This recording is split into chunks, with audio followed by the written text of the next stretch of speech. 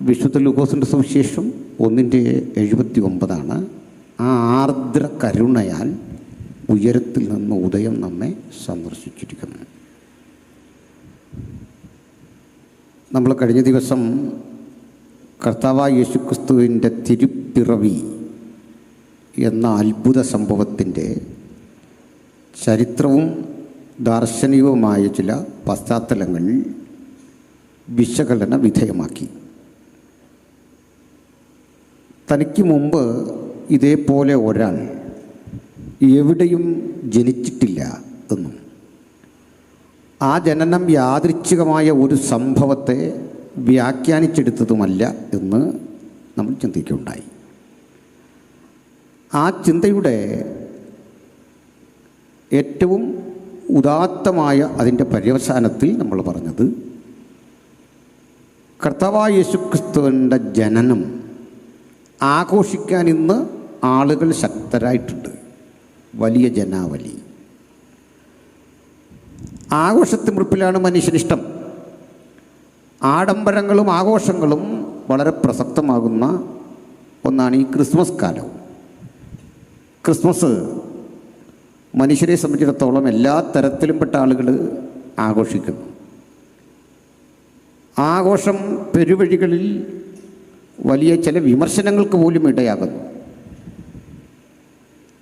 ആ ക്രിസ്മസുമായി ബന്ധപ്പെട്ട് മദ്യവും സാമൂഹ്യ വിരുദ്ധ പ്രവർത്തനങ്ങളും പോലും നടത്തത്തക്ക വിധത്തിൽ ആഘോഷവൽക്കരിക്കുന്ന ഒരു ലോകത്ത് അന്നും ക്രിസ്മസ് അല്ലെങ്കിൽ യേശുവിൻ്റെ ജനനത്തിന് അത് ആഘോഷിച്ച ഇടയന്മാരെ പറ്റിയും കാണാൻ വന്ന വിദ്വാൻമാരെ പറ്റിയും തുടർന്ന് നടന്ന സംഭവങ്ങളും പറഞ്ഞ് നമ്മൾ എത്തി നിൽക്കുന്നത് ഇത്രയും വലിയ ജനപിന്തുണ ഉണ്ടായിട്ടും 70 ശിഷ്യന്മാരാകെ, അതിൽ തിരഞ്ഞെടുക്കപ്പെട്ട 12 പേര്, അതിൽ നിന്ന് പ്രത്യേക ദൗത്യത്തിന് ഉത്തരവാദിത്വപരമായി നിയോഗിക്കപ്പെട്ട 3 പേര്. ഇതാണ് ആ ശിഷ്യഗണങ്ങളുടെ ഒരു ഘടന. ഇത്രയും ഉണ്ടായിട്ടും ക്രൂശിക്കപ്പെട്ട ക്രിസ്തുവിനെ അനുഗമിക്കാൻ ആളില്ലാതെ പോയി എന്നതാണ് ക്രൂശീകരണ സന്ദർഭത്തിൻ്റെ പ്രത്യേകതയെന്നും ക്രൂശ് ചുമക്കുന്ന ക്രിസ്തുവിനൊപ്പം ആരെ നിങ്ങൾ കാണുന്നു, എത്ര ആളുകളുണ്ട്, എന്തുകൊണ്ട് ജനനത്തിന് കണ്ട ആ വലിയ സമൂഹം അല്ലെങ്കിൽ ശുശ്രൂഷ കാലഘട്ടത്തിൽ യേശുവിനെ അനുധാവനം ചെയ്ത 10,000-കണക്കിന് മനുഷ്യർ ജനത്തിരക്ക് മൂലം ഒരു മേൽക്കൂര ഇളക്കി മാറ്റി അവിടേക്ക് ഒരു രോഗിയെ സൗഖ്യമാക്കാൻ കൊണ്ടുവരത്തക്ക വിധം ആൾത്തിരക്കുള്ള ഒരു വ്യക്തിത്വം, ഒരു സെലിബ്രിറ്റിക്ക് ഇന്ന് കിട്ടുന്നതിനേക്കാളധികം പരിഗണനയിൽ ജനം കാത്തുകാത്തിരുന്ന ആ മഹാനുഭവന് കാലം മരണം വിധി എഴുതി മരക്കുരിശ് ചുമന്ന് നിർദ്ദിഷ്ട ദൗത്യം പൂർത്തീകരിക്കാൻ കടന്നു പോകുന്ന യേശുവിനെ എന്തുകൊണ്ട് ഈ ജനാവലി പൊതിഞ്ഞു നിൽക്കുന്നില്ല? ആൾക്കൂട്ടം നിമിത്തം യേശുവിനെ കാണാൻ ഒരു മരത്തിൻ്റെ മീതെ, അത്തിമരത്തിൻ്റെ മീതെ കയറേണ്ടി വരുന്നു സക്കായിക്ക്. തിക്കും തിരക്കും അനുഭവപ്പെട്ട് യാത്രയൊക്കെ വളരെ തിരക്കേറിയ അനുഭവമായി മാറുന്നു. ഇന്നിവിടെ സക്കായി ഇല്ല. ക്രൂശിൻ്റെ അരികിൽ യേശു ഉപകാരം ചെയ്ത യേശുവിൽ നിന്ന് നന്മ കൈപ്പറ്റി ആരുമില്ല. ഉയർത്തെഴുന്നേറ്റ യായിറോസിൻ്റെ മകളോ യായിറോസോ ഇല്ല. ലാസറോ ലാസറിൻ്റെ സഹോദരിമാരോ ഇല്ല. 10 കുഷ്ഠരോഗികളെ ഒരേ ഘട്ടത്തിൽ സുഖപ്പെടുത്തി അവരാരുമില്ല. നന്ദി കരറ്റാൻ തിരിഞ്ഞു നിന്ന ആ ഒരുവനുമില്ല. കൂടെ നടന്ന് 3.5 കൊല്ലം പഠിച്ച് ഒപ്പം ജീവിത സുഖങ്ങളിൽ കൂടെ നടന്ന ശിഷ്യന്മാർ യോഹന്നാനൊഴികെ മറ്റാരുമില്ല. ഈ ഒരു പരിസ്ഥിതി നമ്മെ പഠിപ്പിക്കുന്ന യാഥാർത്ഥ്യമെന്ത് എന്നാണ് നമ്മൾ ഇന്ന് ചിന്തിക്കുന്നത്. സന്തോഷമാണോ? അപ്പോൾ ഇന്നലെ നമ്മൾ ആമുഖഘട്ടത്തിൽ പാർസികളെക്കുറിച്ചുമൊക്കെ പറഞ്ഞു. അതിൽ വിരോധം വല്ലതുണ്ടോ? ഇല്ല. അങ്ങനെങ്കിൽ ഇന്ന് ഈ ഒരു കാര്യം പറയാൻ റോമാക്കാരെ കൂടി നമുക്കതുപോലെ ഒന്ന് ഒരു 8-10 മിനിറ്റ് വിശകലനം ചെയ്ത് പഠിക്കണം, ഗ്രഹിക്കണം. എങ്കിലേ ഈ ക്രൂശ് മരണത്തിൻ്റെ യുണീക്നെസ്, അതിൻ്റെ സവിശേഷത നമുക്ക് മനസ്സിലാവും. ആ അറ്റം വരെ നമ്മൾ ഇന്നലെ രാത്രി വന്നിരുന്നു. എന്താ അത്? റോം ഒരു വലിയ സാമ്രാജ്യമാണ്. എന്താ ഈ സാമ്രാജ്യം എന്ന് പറഞ്ഞാൽ നമുക്കറിയാം, ഒരു വിശാലമായ ഭൂപ്രദേശം, അതിൻ്റെ കീഴിൽ നിരവധി നാട്ടുരാജ്യങ്ങൾ, അവിടം ഭരിക്കാൻ നാടുവാഴികൾ, ആ നാടുവാഴികളുടെ ചില അവകാശങ്ങൾ അംഗീകരിച്ചുകൊണ്ട് അവരെ മുഴുവൻ കൺട്രോൾ ചെയ്യുന്ന സർവാധികാരിയായ ഒരു ചക്രവർത്തി. ആ ചക്രവർത്തി നിയന്ത്രിക്കുന്ന, ചക്രവർത്തി അയച്ചിരിക്കുന്ന ധാരാളം ഗവർണർമാർ. ഇതാണ് അതിൻ്റെ പൊളിറ്റിക്കൽ സിസ്റ്റം എന്ന് പറയുന്നത്. നമ്മൾ കേരള ചരിത്രമൊക്കെ പഠിക്കുമ്പോൾ പണ്ട് വേണാട് സാമ്രാജ്യം, പെരുമ്പടപ്പ് സ്വരൂപം, ഇങ്ങനെയൊക്കെ പഠിക്കാറുണ്ട്. വാസ്തവത്തിൽ അതൊക്കെ കള്ളമാണ്. അതിൻ്റെ കാരണം ഒരു സാമ്രാജ്യമാകാൻ വേണ്ട സ്ഥലം ഒന്നും ഇവിടെ ഒന്നുമില്ല. മനസ്സിലായില്ലേ?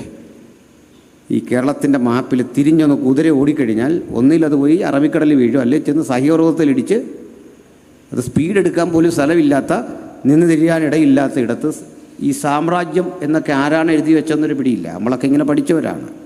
കേരളം ഭയങ്കര സാമ്രാജ്യം, ചേര ചോള പാണ്ഡ്യ സാമ്രാജ്യം, അങ്ങനെയൊന്നുമില്ല. അതൊക്കെ കുറേ പഞ്ചായത്തുകളിൽ ഒരുമിച്ച് കൂടി അങ്ങനൊരു സംവിധാനം, അത്രയൊക്കെ ഉള്ളൂ. അല്ലാതെ നിയന്ത്രിതമായൊരു ഭരണഘടനയ്ക്ക് കീഴിൽ അങ്ങനെ പോകുന്ന രീതിയൊന്നും ഇവിടെ ഇല്ല. അതിനുള്ള സ്ഥല സൗകര്യവും ഇല്ല കേരളത്തിൽ. പോട്ടെ. പിന്നെ ഇന്നലെ പറഞ്ഞു 5000 മൈലാണ് റോമൻ സാമ്രാജ്യത്തിൻ്റെ നീളം, വീതി 4000. ഇന്നത്തെ യൂറോപ്പിനെ ആകെ വിഴുങ്ങുന്ന ഒരു ഭൂപ്രദേശം. അവിടെ ചില നന്മകളുണ്ട്, അത് പറയാതെ വയ്യ. അതിലൊന്ന് ഈ റോമിലാണ് സുശക്തമായ നിയമസംഹിതയുള്ള കോടതികൾ സജീവമായത്. നിയമം പണ്ടുണ്ട്. ലോകത്തിലെ ആദ്യത്തെ നിയമജ്ഞൻ ഹമ്മൂറബി എന്ന് പറയും. അയാൾ ബാബിലോണിയനാണ്. പക്ഷെ നിയമം കർശനമാക്കിക്കൊണ്ട് കോടതികൾ അത് സ്ഥാപിച്ചുകൊണ്ട് നിയമവ്യവസ്ഥയ്ക്കുള്ളിലേക്ക് ഒരു രാജ്യത്തെ സന്നിവേശിപ്പിച്ച ഭരണകൂടം റോമനാണ്. ഇത് തേടി നമ്മൾ അധികം പോണ്ട. അന്ന് റോമിലെ കോടതിയിൽ ഉപയോഗിച്ച ഭാഷയുടെ അവശിഷ്ടങ്ങൾ തൊട്ടടുത്ത കോട്ടയത്തെ കോടതിയിലും ഉണ്ട് ഇപ്പോഴും. ഉദാഹരണം, ജുഡീഷ്യറി. ഇങ്ങനെ നമ്മൾ കേട്ടിട്ടുണ്ട്. ഈ പദം ലാറ്റിനാണ്, റോമക്കാരൻ്റെ ഭാഷയായ ലാറ്റിനാണ്. കോ വാറണ്ടം അല്ലെങ്കിൽ വാറണ്ട്, ഇത് ലാറ്റിനാണ്. ഈ കോടതികളുടെ തന്നെ ഒരടിസ്ഥാന തത്വമുണ്ട്. ജഡ്ജി 2 സൈഡും കേൾക്കണം, 2 വശവും കേൾക്കണം. അതിന് പറയുന്നൊരു പേരുണ്ട്, ഓഡി ആർട്ടം പാർട്ടം. You should be audible to both side. 2 കക്ഷികളെയും കേൾക്കണം. ഇതും ലാറ്റിൻ വേർഡാണ്. ഇനി നമ്മൾ കേൾക്കുന്ന ഒരു 90% കോടതിയിലെ ഭാഷയും അന്ന് യേശുവിനെ ന്യായവിസ്താരം ചെയ്ത കോടതിയിലും മുഴങ്ങിക്കേട്ട ഭാഷയാണ്. ആ തത്വത്തിന് ചില പരിഷ്കരണങ്ങളൊക്കെ വരുത്തിയാണ് നമ്മുടെ കോടതികൾ പ്രവർത്തിക്കുന്നത്. അതെങ്ങനെയാണെന്നറിയണ്ടേ?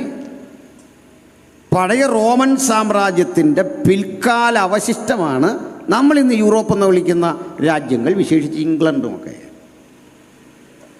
ആ ഇംഗ്ലണ്ടുകാരിലെ ഒരു വലിയ ബാരിസ്റ്ററായിരുന്ന മെക്കോളെ ഇന്ത്യയിലേക്ക് വരിക. നമ്മളറിയുന്ന മെക്കോളെ പ്രഭു. മെക്കോളെ പ്രഭു ഇന്ത്യയിൽ വരുമ്പോൾ ഒരു കാഴ്ച കണ്ടു. ഇന്ത്യയിൽ ഏതെങ്കിലും ഒരു നിയമസംഹിതയെ ആധാരമാക്കി എങ്ങും ഭരിക്കുന്നില്ല. ശിക്ഷ കൊടുക്കുന്നത് ഒരു ശ്രേണീകൃത സംവിധാനത്തിലൂടെയാണ്. കുറ്റവാളിക്ക് ശിക്ഷ കൊടുക്കുവാൻ വേണ്ടി അന്ന് നിലനിന്നിരുന്ന നിയമങ്ങൾ ഒരു പരിഷ്കൃത സമൂഹത്തിനു ചേരില്ല.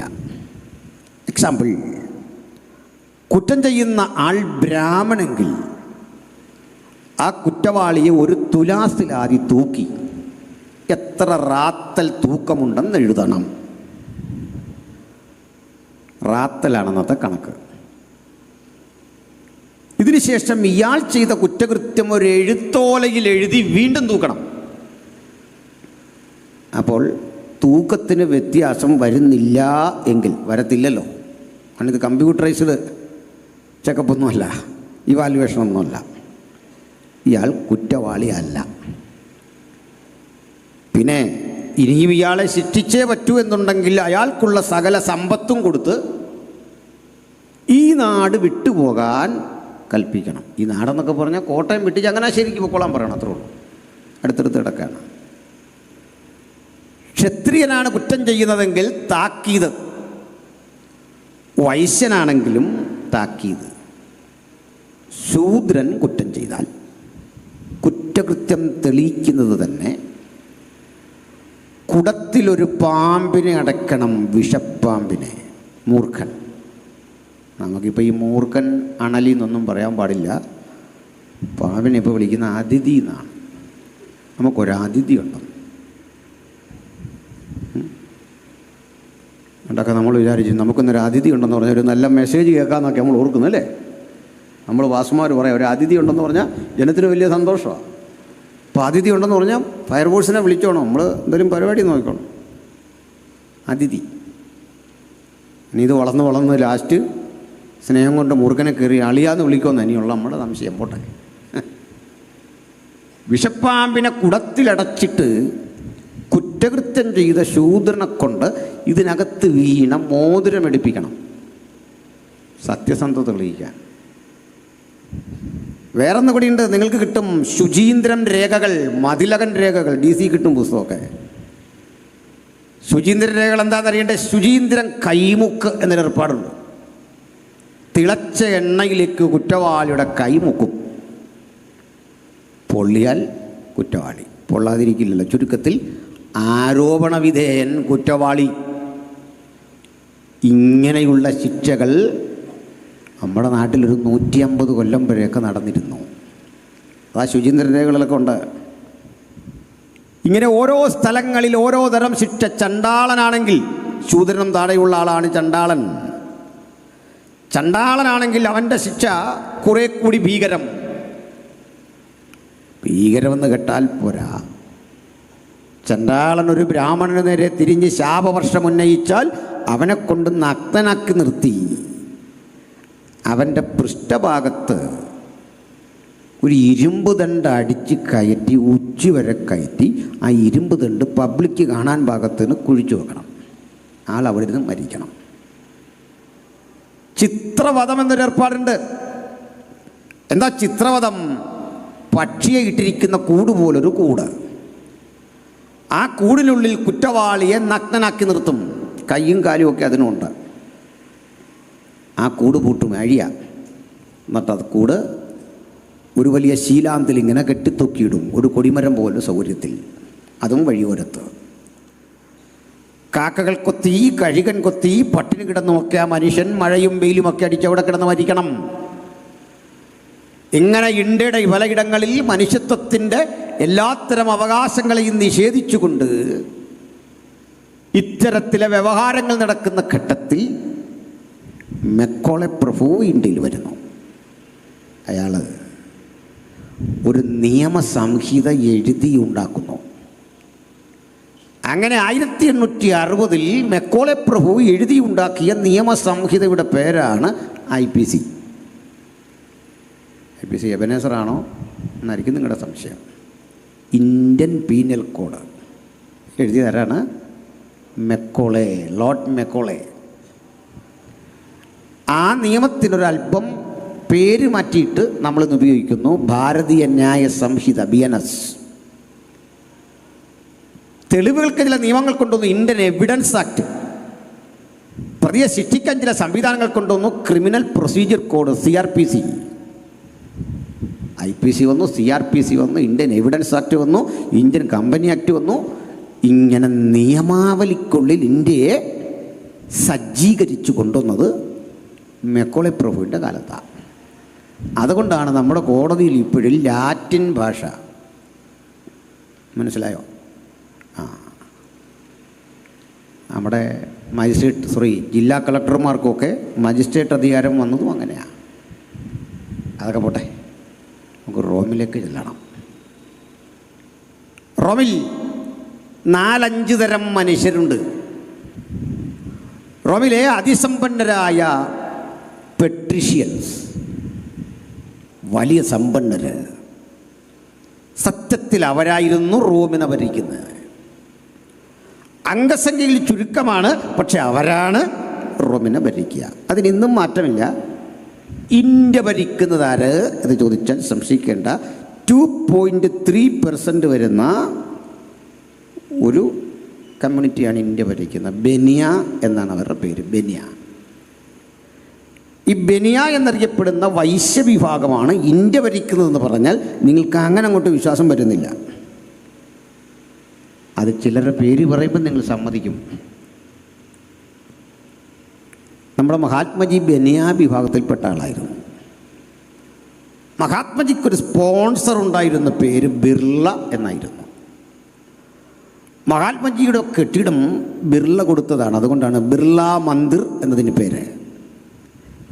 ഇന്ന് ആ തലമുറയിൽ ആദിത്യ ബിർളയാണ് ആ സമ്പത്തിൻ്റെ കൈയടക്കം. ഇനി ഞാൻ ചില ബനിയ വിഭാഗക്കാരുടെ പേര് പറയാം, നിങ്ങൾക്ക് പെട്ടെന്ന് പിടികിട്ടും.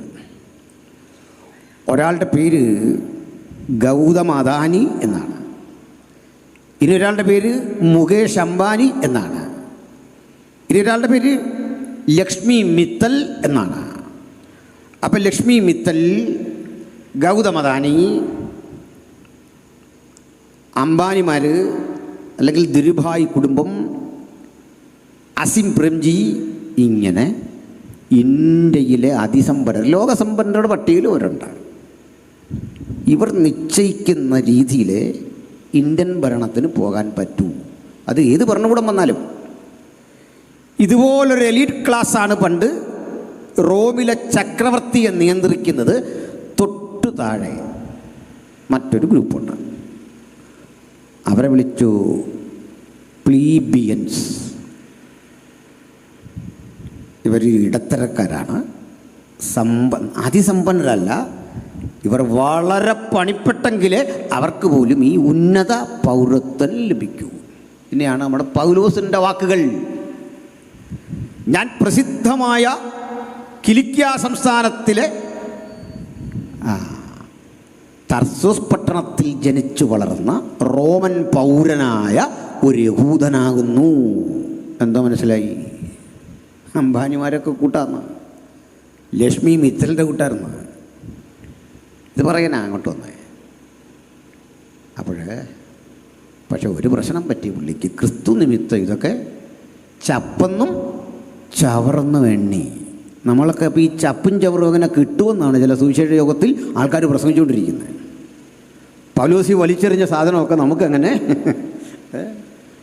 എങ്ങനെ കിട്ടും? പൗലോസ് ചപ്പെന്നും ചവറെന്നും എണ്ണി. അപ്പോൾ മാത്രമല്ല, പൗലോസ് മാത്രമല്ല, നമ്മുടെ ബർന്നബാസും റോമൻ പൗരനാണ്, ലൂക്കോസും റോമൻ പൗരനാണ്. എന്താ കാര്യം? തെളിവേണം. റോമാ പൗരന്മാരായ ഞങ്ങളെ കണ്ടോ കളി. വിചാരണ കൂടാതെ ഇങ്ങനെ തല്ലാവോ? ഞങ്ങളെ ഒന്നിലധികം പേരുണ്ട്. അടി കിട്ടിയ കക്ഷികൾ ചുമ്മാ ഇറങ്ങിയതല്ല. ചില ആളുകളുടെ വിചാരം ഇതൊക്കെ വെറുതെ ഇറങ്ങി പറയുന്നതല്ല, പിന്നെ പശ്ചാത്തലം പഠിക്കണം ആരാന്നല്ലേ. ചില സഹോദരങ്ങളെങ്കിലും തെറ്റിദ്ധരിച്ച് പറയാറുണ്ട്, ഈ കൃത്യജീവിതം ഇവിടെയുള്ള ആളുകൾ തിരഞ്ഞെടുത്തത് പാൽപ്പൊടി കഴിച്ചും വൈറ്റമിൻ ഗുളികയൊക്കെ സായിപ്പ് വന്നപ്പോൾ കിട്ടി. ഇതൊക്കെ കഴിച്ചാണ് ആളുകൾ വിശ്വാസം സ്വീകരിച്ചേ. നിങ്ങൾ ചരിത്രം പഠിക്കും. ഇന്ത്യയിലെ പ്രബലമായ ഒരു ക്രിസ്തീയ സഭയുടെ പേരാണ് IPC. അതുപോലെ പ്രബലമായ ഒരു പ്രസ്ഥാനമാണ് ചർച്ച് ഓഫ് ഗോഡ്, മറ്റൊന്ന് അസംബ്ലീസ് ഓഫ് ഗോഡ്, ഇനി ഒന്ന് ഷാരോൺ. ഇങ്ങനെയുണ്ട്. അതിൽ ഈ ഷാരോൺ ഫെലോഷിപ്പ് സഭയുടെ സ്ഥാപകൻ ഒരു തമിഴ് പശ്ചാത്തലമുള്ള അയ്യാപിള്ള എന്ന ദൈവദാസനായിരുന്നു. അല്ലെങ്കിൽ നമ്മൾ ഷാരോൺ തോമാച്ച എന്ന് വിളിക്കുന്ന ഡോക്ടർ PJ തോമസിൻ്റെ പിതാവ് ജോൺ അയ്യാപിള്ള ശതകോടീശ്വരനായ ഒരു ഭൂ ഉടമയായിരുന്നു. ഒന്നുകൂടി കേട്ടോ, കണ്ണൂർ ജില്ലയിൽ സർക്കാർ വക ആശുപത്രി പ്രവർത്തിക്കുന്നത് ജോൺ അയ്യാപിള്ളയുടെ മക്കൾ സൗജന്യം കൊടുത്ത സ്ഥലത്താണ്, എടുത്തോളാൻ. അങ്ങനെയുള്ള ഈ മനുഷ്യൻ ആരെങ്കിലും പാൽപ്പൊടി കൊടുത്തിട്ടാണോ അയ്യാപിള്ള ജോൺ അയ്യാപിള്ള ആയതെന്ന് നിങ്ങൾ തീരുമാനിക്കുക. ഇതിന് പറഞ്ഞ മനസ്സിലായില്ലേ? ഈ ഷാരോൺ തോമാച്ചായനെ നമ്മൾ വിളിക്കുന്ന PJ Thomas, doctor PJ Thomas അന്നത്തെ തിരുവിതാംകൂർ സർവകലാശാലയിലെ ഇംഗ്ലീഷ് സാഹിത്യത്തിലെ PhD-കാരനാണ്. SRCP ഈ യൂണിവേഴ്സിറ്റിയുടെ ഹെഡാക്കാൻ തീരുമാനിച്ചിരുന്ന ആൽബർട്ട് ഐൻസ്റ്റീനെ. അപ്പോൾ ഓർക്കണം, അവിടുന്ന് ഇംഗ്ലീഷ് സാഹിത്യത്തിൽ അക്കാലത്ത് ഡോക്ടർ. ഇതായിരുന്നു സ്ഥിതി. ART അതിശയം, AR തങ്കയ്യ അതിശയം എന്നൊരു ദിവസനാണ് ദീർഘനാളുകൾ ചർച്ചക്കോടിനെ നയിച്ചത്. ഈ തങ്കയ്യ അതിശയം ഒരു തമിഴ് ബ്രാഹ്മണനായിരുന്നു, പരേതനായ പാസ്റ്റർ PAV സ്വാമിൻ്റെ പിതാവ്. ദീർഘനാളുകൾ അസംബ്ലീസ് കോഡിനെ നയിച്ച ഒരു മഹാരഥനായ ദൈവദാസൻ്റെ പേര് ഡോക്ടർ അബ്ദുൽ കരീം. ഇന്ത്യ പെന്തക്കോസ്ത് സഭയെ സുദീർഘ വർഷങ്ങൾ നയിച്ച ആന്ധ്രക്കാരനായ പാസ്റ്റർ ജോൺ സുന്ദർ റാവു ദലിതനായിരുന്നു. അപ്പോൾ എല്ലാ തരം മത്സ്യങ്ങളും കയറുന്ന ഈ വല ഞങ്ങൾ ഈ രാജ്യത്ത് സൃഷ്ടിച്ചത് പാൽപ്പൊടി കൊടുത്തൊന്നുമല്ല, വൈറ്റമിൻ ഗുളിക കൊടുത്തൊന്നുമല്ല. ഞങ്ങൾക്ക് 100 വർഷത്തെ പഴക്കമുള്ളൂ. ഞങ്ങൾ വരുമ്പോഴേക്കും ഇവിടെ ആർക്കും ഇതൊന്നും വേണ്ടാതായി, ഇതൊന്നും ആർക്കും വേണ്ടാതായി. ഇനി മറ്റു ചില സംഭവങ്ങൾ കൂടി പറയാനുണ്ട്. ഞങ്ങൾ നിർബന്ധിത മതപരിവർത്തനത്തിൽ വിശ്വസിക്കുന്നില്ല. അതിൻ്റെ തെളിവ് കൂടി തരാം. നമ്മൾ പോയിട്ട് DC തന്നെ അടുത്ത പുസ്തകം കിട്ടും. E. മാധവൻ, SNDP യോഗത്തിൻ്റെ ആദ്യകാല ജനറൽ സെക്രട്ടറിമാരിലൊരാൾ. അദ്ദേഹത്തിൻ്റെ ജീവിത സമരം എന്നൊരു പുസ്തകം വായിക്കണം. 25,000 പേര് ഒറ്റയടിക്ക് തിരുനക്കര മൈതാനിയിൽ ഒത്തുകൂടി ഈ മതപരിവർത്തനത്തിന്. 20 സഹോദരങ്ങൾ, 25,000 നേതൃത്വം കൊടുത്ത ആളാണ് E. മാധവൻ. എന്താ അന്നത്തെ ക്രൈസ്തവ സഭ അവരോട് പറഞ്ഞെന്ന് കേൾക്കട്ടെ? മദൻ മോഹൻ മാളവ്യ ഇവരെ ഈ യോഗത്തിൽ സംസാരിക്കാൻ വന്നിട്ട് സഹോദരൻ അയ്യപ്പൻ കലാപമുണ്ടാക്കി തിരിച്ചു വിട്ടു. എന്നിട്ട് അവർ ഒറ്റക്കെട്ടായി 25,000 പേര് ക്രിസ്തീയ വിശ്വാസം സ്വീകരിക്കാൻ തയ്യാറായപ്പോൾ നമ്മളെന്താ പറഞ്ഞേ? ഇതങ്ങനെ സ്വീകരിക്കാൻ പറ്റിയൊരു മാർഗമല്ല. നിങ്ങൾ സന്തോഷത്തോടെ മടങ്ങിപ്പോയി പഴയ രൂപത്തിൽ ഇരുന്നാട്ടെ. ഒരു കാര്യം കൂടി പറഞ്ഞ് ഞാൻ നമ്മുടെ പശ്ചാത്തലത്തിലേക്ക് വരാം. ഇന്ത്യയിൽ, കേരളത്തിൽ രേഖാമൂലമുള്ള ആദ്യത്തെ മതപരിവർത്തനം രേഖപ്പെടുത്തിയിട്ടുള്ളത് ചരിത്രത്തിൽ 1854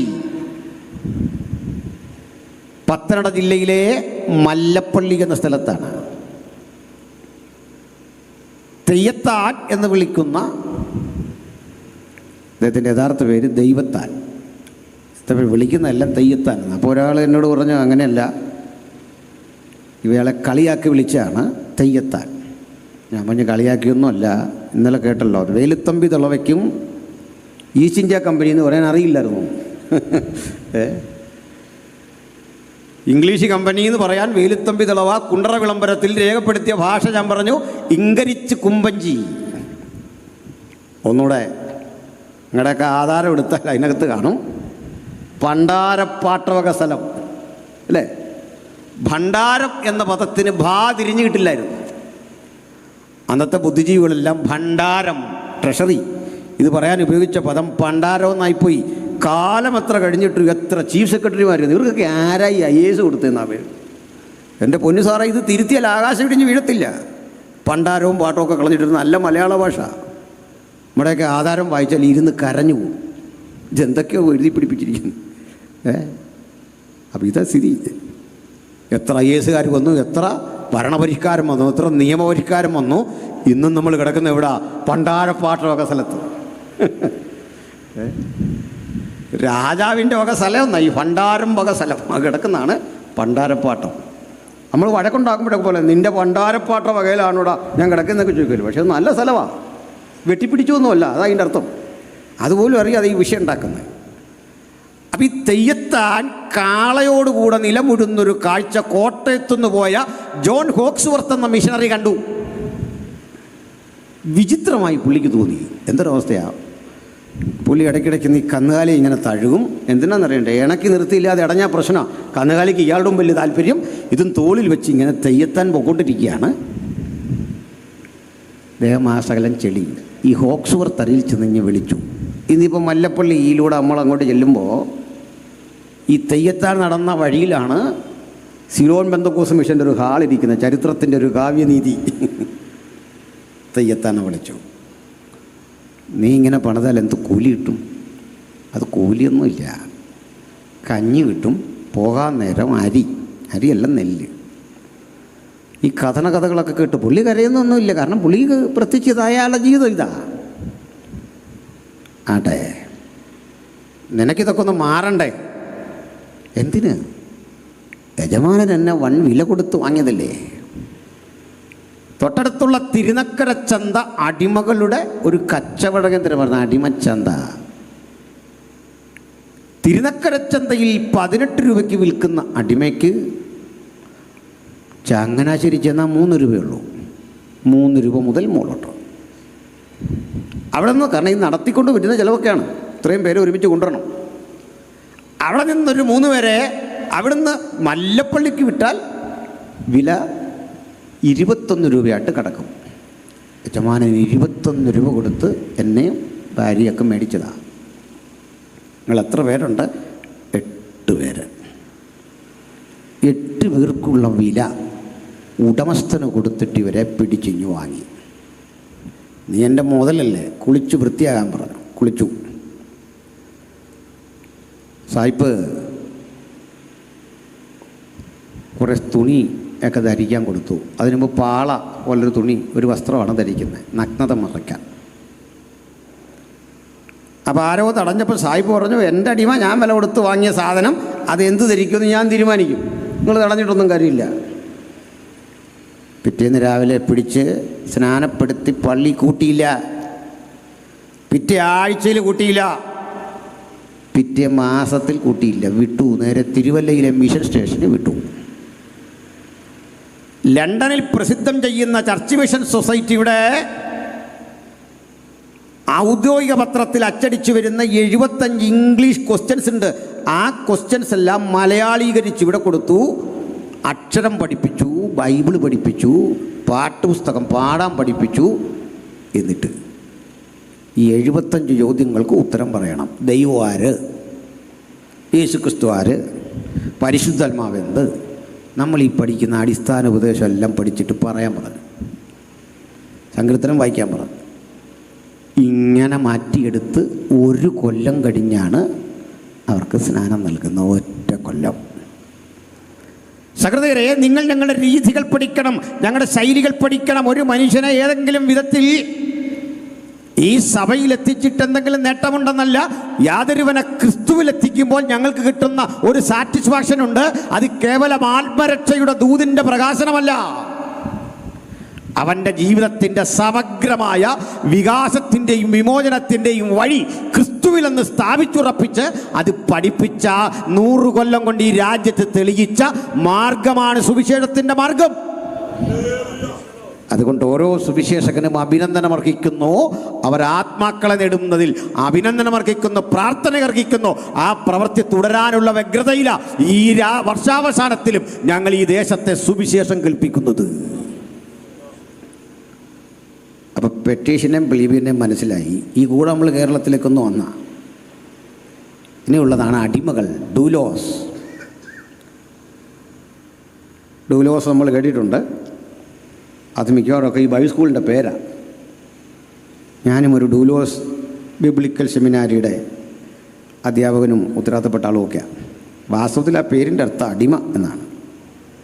ഒരാളെ അടിമ ഞാനാണോ, പ്രിൻസിപ്പളാണോ, കുട്ടികളാണോ എന്നൊക്കെ ഇനിയും കാലം തെളിയിക്കട്ടല്ലേ. ഡൂലോയ്, അതാ ബഹുവചനം. നമുക്കൊരു കപ്പലുണ്ടായിരുന്നു, ഡൂലോസ് അല്ലേ? ആ, അടിമകൾ. ഇനിയുള്ളത് ഈ വന്ന് പാർക്കുന്ന കക്ഷികളാണ്, മൈഗ്രൻ്റാണ്. ബംഗാളികളൊക്കെ അങ്ങ് ബംഗാളിൽ നിന്ന് നുഴഞ്ഞിവിടെ കയറി ഒറ്റയടിക്ക് ഇന്ത്യക്കാരാവും. ഈ ഇനമൊക്കെ ഒത്തിരി നമ്മുടെ നാട്ടിലുണ്ടല്ലേ. അപ്പോൾ ഈ ടൈപ്പ് ആളുകൾക്ക് നേരെ ചെന്നൊരു കേസ് ഫയൽ ചെയ്യാൻ റോമിൽ അവകാശമില്ല. നേരെ പരാതിപ്പെടാൻ അവകാശമില്ലാത്തത് കൊണ്ട് നിയമവിദഗ്ധർ വഴിയേ ഇവർക്ക് ചെല്ലാൻ പറ്റൂ. അതുകൊണ്ട് ഇവരെ ഒരു പേരിട്ട് വിളിച്ചു, ക്ലൈൻറ്റ്. അതാ ഇന്നും കോടതി വിളിക്കുന്ന ക്ലൈൻറ്റ്, എൻ്റെ കക്ഷി. മനസ്സിലായില്ലേ? നമ്മുടെ വക്കീൽ നമ്മളെ കുറിച്ച് പറയുന്നതാ, ഇതെൻ്റെ ക്ലൈൻറ്റാണ്. അപ്പോൾ ക്ലൈൻറ്റിന് നേരെ സംസാരിക്കാൻ അറിയില്ല, പാർട്ടിയില്ല. അതിന് പകരം അപ്പോൾ റോമിൽ ക്ലൈൻറ്റ്സ് ഉണ്ടായിരുന്നു. ഇത്തരത്തിൽ മനുഷ്യർക്കിടയിൽ അംഗസംഖ്യ കൊണ്ട് അടിമകൾ വലിയൊരു ജനതയായിരുന്നു. ആ വലിയ കോടിക്കണക്കിനുള്ള ആ മനുഷ്യരെ എണ്ണത്തിൽ നന്നേ ചുരുക്കമായ ഈ പെട്ടീഷൻസ് ഭരിച്ചു. അതിലും അത്ഭുതമില്ല. കാരണം 35 കോടി വരുന്ന ഇന്ത്യക്കാരെ 1 ലക്ഷം വരുന്ന ഈസ്റ്റ് ഇന്ത്യ കമ്പനി ഭരിച്ചു. 1 ലക്ഷമുള്ളൂ, അവരെ 1 ലക്ഷത്തിൽ താഴെ. നമുക്ക് 35 കോടിയാണ് ജനാധിപത്യ. നമ്മളെല്ലാം കൂടെ ചുമ്മാ കൂടിയാൽ മതി, സാഹിബ് പോകുമായിരുന്നു. അത്രയും ആൾക്കാർ നമ്മളുണ്ടായിരുന്നു അന്ന്. ഇതാ സ്ഥിതി. ഒരു സമ്മേളനം കൂടിയാൽ മതിയായിരുന്നു, ആര് പോയേനെ. പോകാനുള്ള മാൻ പവർ നമുക്കുണ്ടായിരുന്നു. അത് പോട്ടെ. അപ്പം അതിലൊരു പരിധി വരെ ഈ ഇവർ പോകാഞ്ഞതിൻ്റെ ഒരു കാരണം മറ്റൊന്നാണ്, നമ്മുടെ ചില രീതികളുണ്ടാകും. നമ്മളൊന്ന് നോക്കി ഇവരെ ഓടിക്കാനൊക്കെ യുദ്ധം ചെയ്യാൻ വേണ്ടി പദ്ധതി ഇട്ടു. യുദ്ധത്തിൽ നമ്മുടെ യുദ്ധം എന്നൊക്കെ പറഞ്ഞാൽ വളരെ മാതൃകാപരമായ യുദ്ധമായി. എതിരാളിയെ വണങ്ങും, അങ്ങനെയാണ്. ഉണ്ട്, എന്തൊരു മര്യാദയാണ്. നമ്മളൊരുത്തം തല്ലാൻ വന്ന അവനെ ഒന്ന് വണങ്ങുക, സൂര്യനെ വണങ്ങുക, ഭൂമിയെ വണങ്ങുക. കൂടാതെ ഒരു പരിപാടിയും കൂടെ ഉണ്ട്, ചുമ്മാ കയറി അടിക്കാൻ പാടില്ല. അതിന് നിയമാവലികളൊക്കെ ഉണ്ട്. അതായത് അടി നടത്താൻ തുടങ്ങുന്നതിന് മുമ്പ് ആള് സിംഹത്തഞ്ചം പിടിച്ച് ഗജവടിവിൽ നിവർന്ന്, ഗജവടി എന്ന് പറഞ്ഞാൽ ആന നിവരുന്ന പോലെ നിവർന്ന്, ഇതും തുടങ്ങുന്നതിന് രാഹുകാലമൊക്കെ നോക്കിയാ. അപ്പോൾ വിസിൽ മുഴങ്ങി, ഇന്ത്യക്കാരൻ സായിപ്പിനിട്ട് ആക്രമിക്കാൻ തുടങ്ങി. സിംഹത്തഞ്ചം പിടിച്ചു, രാഹുകാലം കറക്റ്റായിരുന്നു. സിംഹത്തഞ്ചം പിടിച്ചു, ഗജവടിവിൽ നിവർന്നു, വ്യാക്രഗർജനം നടത്തി. ഇതൊന്നും മനസ്സിലാകാത്ത സായിപ്പ് തോക്കെടുത്ത് കാച്ചി. രാഹുകാലം എന്താ, സിംഹത്തഞ്ചം എന്താ, ഗജവടിവിൽ എങ്ങനെ നിവരുന്നേ, ഇന്നും പുള്ളിക്കറിയത്തിൽ നിന്നു. വർഷോത്തറായി ഇമാരെന്താ ഇത് പഠിക്കുന്നത്? നമ്മുടെ സിംഹത്തഞ്ചവേ, നമ്മുടെ ഗജവടിവേ, നമ്മുടെ കുക്കുടാസനമൊക്കെ എന്നാ ഇനി ഇവൻ പഠിക്കുന്നൊരു പിടിയില്ല. അപ്പോൾ ഏതായാലും ഇവൻ കാച്ചി ഇന്ത്യ മുഴുവൻ അവൻ്റെ കയ്യിലിരുന്നു. ഇതാ തന്ത്രം വഴിയാണ് സാഹിബ് ഇവിടെ എല്ലാം ആധിപത്യം ഉറപ്പിച്ച്. ഇതുപോലെ ഇവർ പെരുമാറുന്ന ഘട്ടത്തിൽ ഒരു ചെറിയ അരക്ഷിതാവസ്ഥ ഉണ്ടായി. അത് പറഞ്ഞ് നമുക്ക് വിഷയത്തിൽ കയറാം. എന്താ അരക്ഷിതാവസ്ഥ എന്നറിയണ്ടേ? പ്രായമായ അടിമകളെ ഒന്ന് അക്കമഡേറ്റ് ചെയ്യാൻ സൗകര്യമില്ല. ഫുഡ് കൊടുക്കുകയും വേണം, പണിയെടുക്കാനും വയ്യ. എന്ത് ചെയ്യും? നമ്മളൊക്കെ തന്നെ കണ്ടിട്ടില്ലേ, ഐക്യ കൺവെൻഷനൊക്കെ നടത്തും. പ്രായമായ അച്ചായന്മാരുണ്ടെങ്കിൽ നമ്മളൊരു ചുമതല കൊടുക്കും, പ്രയറിൻ്റെ കൺവീനർ. നമുക്കാണെങ്കിൽ അങ്ങനെയുള്ളൊരു തസ്തിയുണ്ട് അല്ലേ, എന്തെങ്കിലുമൊക്കെ ഒന്ന് ചെയ്യാം. അല്ലേ അച്ഛൻ ആ രക്ഷാധികാരി, പേട്രൺ. അച്ഛൻ ഇതെന്താന്ന് പോലും ആട്ടെ, എന്തോലും ആയല്ലോ മതി. നമ്മൾ നാളെ പ്രായമാകുമെന്ന് ഓർത്ത് വേണം ഈ കൺവീനർ ആക്കാൻ. മനസ്സിലായില്ലേ? നമ്മൾ ഒരുത്തരെ കൺവീനറാക്കിയ കൊച്ചുമക്കളെല്ലാം ചേർന്ന് നമ്മളെ പല കൺവീനർമാരാക്കും. അങ്ങനെ വരിക കാലം അല്ലേ? കാലം ഒന്നിനും കണക്ക് തീർക്കാതെ പോവില്ല. പോട്ടെ. അപ്പം ഇവർക്ക് പണിയെടുക്കാൻ വയ്യ. അപ്പോൾ ഭരണകൂടം ചെയ്തത്, ഇവർക്കുള്ള ഭക്ഷണപ്പൊതിയൊക്കെ തയ്യാറാക്കിയിട്ട് പറയും, ദൂരെയായി ഇന്നു മുതൽ ജോലി, വാ. കപ്പലിൽ കയറ്റി ഏകാന്ത ദ്വീപുകളിൽ കൊണ്ട് തട്ടും. വെറുതെ അല്ല, അവിടെ കൽക്കരി ശേഖരിച്ച് കൊടുക്കണം. കൽക്കരി അന്നും ഉപയോഗിക്കും. അപ്പോൾ ഇവിടെ കിടന്ന് പണിയെടുക്കുക. പണിയെടുത്തെടുത്തെടുത്ത് ചാകും. വല്ലപ്പോഴും വരുന്ന ഭക്ഷണം 100 പേരുണ്ടെങ്കിൽ 10 20 പേർക്കുള്ള പൊതി അങ്ങോട്ട് തട്ടും. ഇവർ തമ്മിലടിച്ച് ചാകും. ചിലർ ഭ്രാന്തന്മാരാകും.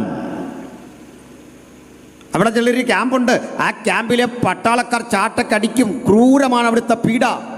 ഇങ്ങനെ മരിക്കും. ക്രിമിനലുകൾ, തള്ളിക്കളഞ്ഞ മനുഷ്യർ, മനോരോഗം വന്നവർ, പ്രായാധിക്യം കൊണ്ട് വീർപ്പുമുട്ടുന്നവർ. ഇത്തരമൊരു ദ്വീപിൻ്റെ പേര് ആ പത്മോസ്. അവിടെ ആ യോഹന്നാനെ വലിച്ചെറിഞ്ഞ്. അത് വേറൊരു ചരിത്രം. ഇത് ചെറുപ്പക്കാരിൽ ഇത് അറിഞ്ഞ് അവിടുന്നൊക്കെ ചാടി വന്നവരും രക്ഷപ്പെട്ടവരും ഒക്കെ പറഞ്ഞു കേട്ട അറിവുകളുടെ അടിസ്ഥാനത്തിൽ എൻ്റെ അപ്പനെ, അമ്മയെ, സഹോദരങ്ങളെ ആ ദ്വീപിലിട്ട് പീഡിപ്പിക്കുന്നു. ഈ വാർത്ത പരന്നതോടെ അടിമകൾക്കിടയിൽ ഈ പെട്രീഷ്യന്മാരെ വകവരുത്തണം. ഒരു ക്രിമിനൽ മൈൻഡ് സെറ്റ് ചെയ്തു. ഈ ക്രിമിനൽ മൈൻഡ് സെറ്റ് ചെയ്തതോടുകൂടി അടിമകൾ നാടെങ്ങും കലാപമഴിച്ചു വിട്ടു. യജമാനന്മാരെ കഴുത്ത് ഞെരിച്ചു കൊന്നു, തീക്കുള്ളിൽ വലിച്ചെറിഞ്ഞു, അവരുടെ പിഞ്ചോമനകളെ കൊന്നു, സ്ത്രീകളെ ഉപദ്രവിച്ചു, കൃഷിയിടങ്ങൾക്ക് തീയിട്ടു, മൃഗങ്ങളെ പിടിച്ചെടുത്തുകൊണ്ടെന്ന് ഭക്ഷണമാക്കി കഴിച്ചു. ഈ സംഘങ്ങളെ ഭയന്ന് തെരുവിലൂടെ നടക്കാൻ വയ്യ.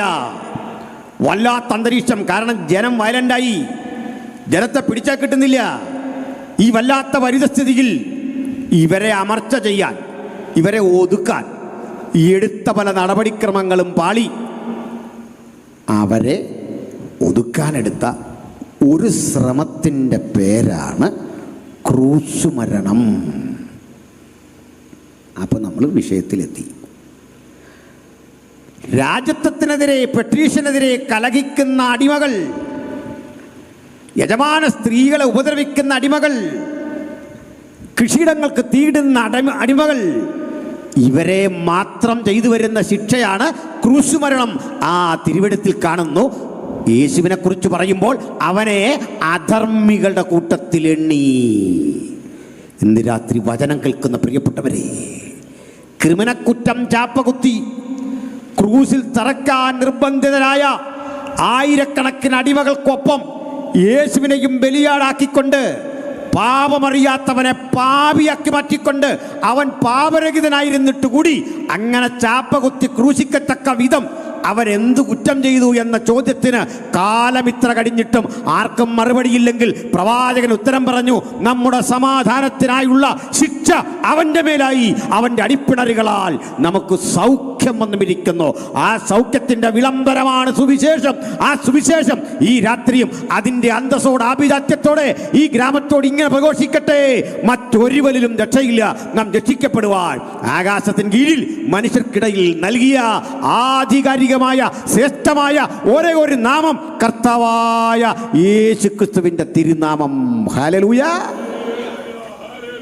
അപ്പൊ നമ്മൾ വിഷയത്തിലെത്തി. ഇവിടെ അടിച്ചൊതുക്കി ജനങ്ങളെ നിർബന്ധിതമായി രാഷ്ട്രം കൊണ്ടുവരാൻ ഒരുമ്പെട്ട ആ സമാധാന ശ്രമത്തിനൊരു പേര് പറയും പാക്സ് റൊമാന. ഈ യോഗം കുട്ടികളെ കൂടി ലക്ഷ്യമിട്ട് വേണമെന്ന് എബ്രഹാം സാറ് പറഞ്ഞ ഒരു സന്ദേശം കിടക്കുന്നുണ്ട്. ഇവർ കൂടി പിണപ്പെടുന്ന ഇത്തരം ചില കാര്യങ്ങൾ പറയുന്നത്. പിണക്കമുണ്ടോ?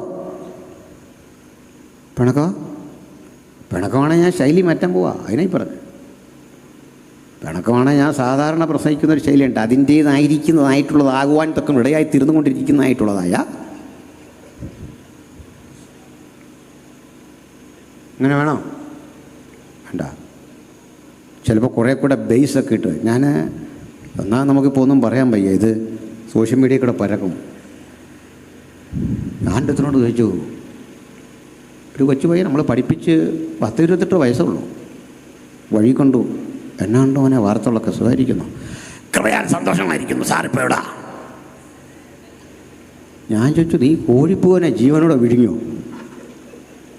കാരണം അതിരുന്ന് ഇതെന്തിനാ ഈ ശബ്ദം ഒരു പിടിയും കിട്ടുന്നില്ല. നാച്ചുറലി നമുക്ക് ഈ നാച്ചുറലി സംസാരിക്കുന്ന ഒരു താല്പര്യം ഇല്ലാത്ത ആൾക്കാരാണ്. നമ്മളിങ്ങനെ ടോൺ ചെയ്ത് വെച്ചൊരു രീതിയുണ്ടല്ലേ, അതിൽ തന്നെ സംസാരിക്കണം അല്ലേ? ഏതാണ്ടൊരു കുറവ് പോലാണല്ലേ, എന്തോ ഒരു അപാകത സംഭവിച്ചു. ക്ഷമിക്കണം, ഞാനെടുത്ത ജീവിതത്തിലൊരു തീരുമാനം, മനുഷ്യന് ഉറവോ സന്തോഷമൊക്കെ വരട്ടെ, അതിന് ഞാനൊരു കൃത്രിമ ശബ്ദം ഉണ്ടാക്കുകയില്ല.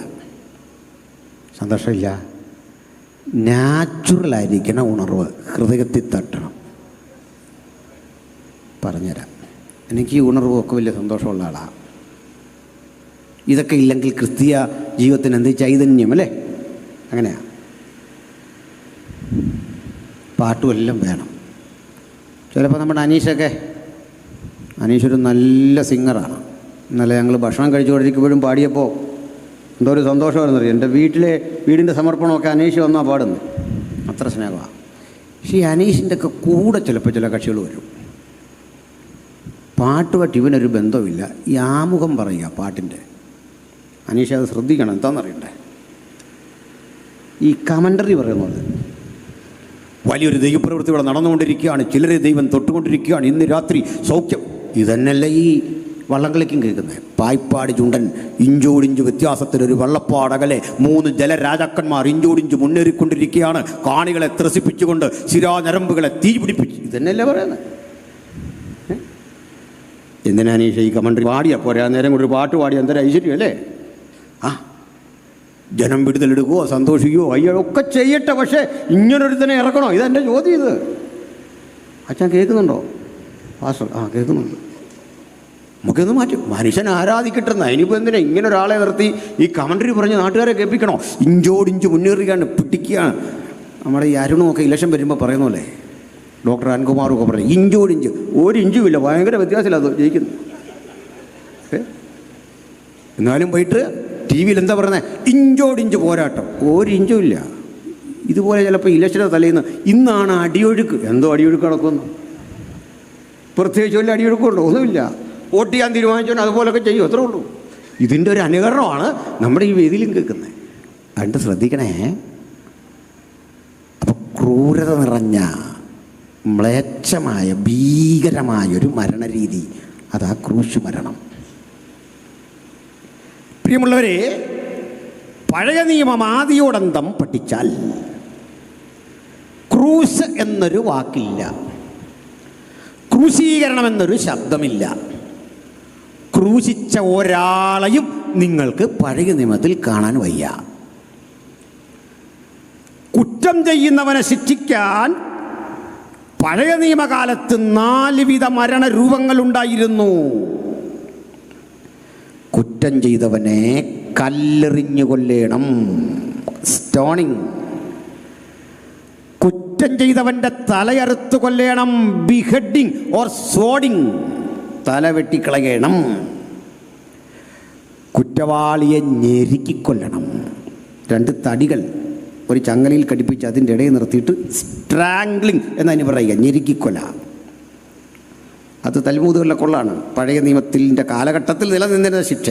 ഇനി നമുക്കെല്ലാം അറിവുള്ളൊരു ശിക്ഷയാണ് അടുത്ത് പറയുന്നത്. ഹാങ്ങിങ്, ഹാമാൻ്റെയൊക്കെ തൂക്കിക്കൊല്ല. അതിപ്പോഴും ഉണ്ടല്ലോ, ഇന്ത്യയിലും ഉണ്ട്. അപ്പോൾ ബിഹെഡിങ്, സ്റ്റോണിങ്, സ്ട്രാംഗ്ലിങ് ആൻഡ് ഹാങ്ങിങ്. തൂക്കിക്കൊല്ലുക, കല്ലെറിഞ്ഞു കൊല്ലുക, വാളിനാൽ കൊല്ലുക, ഞെരുക്കിക്കൊല്ലുക. There is no crucifixion in old testament.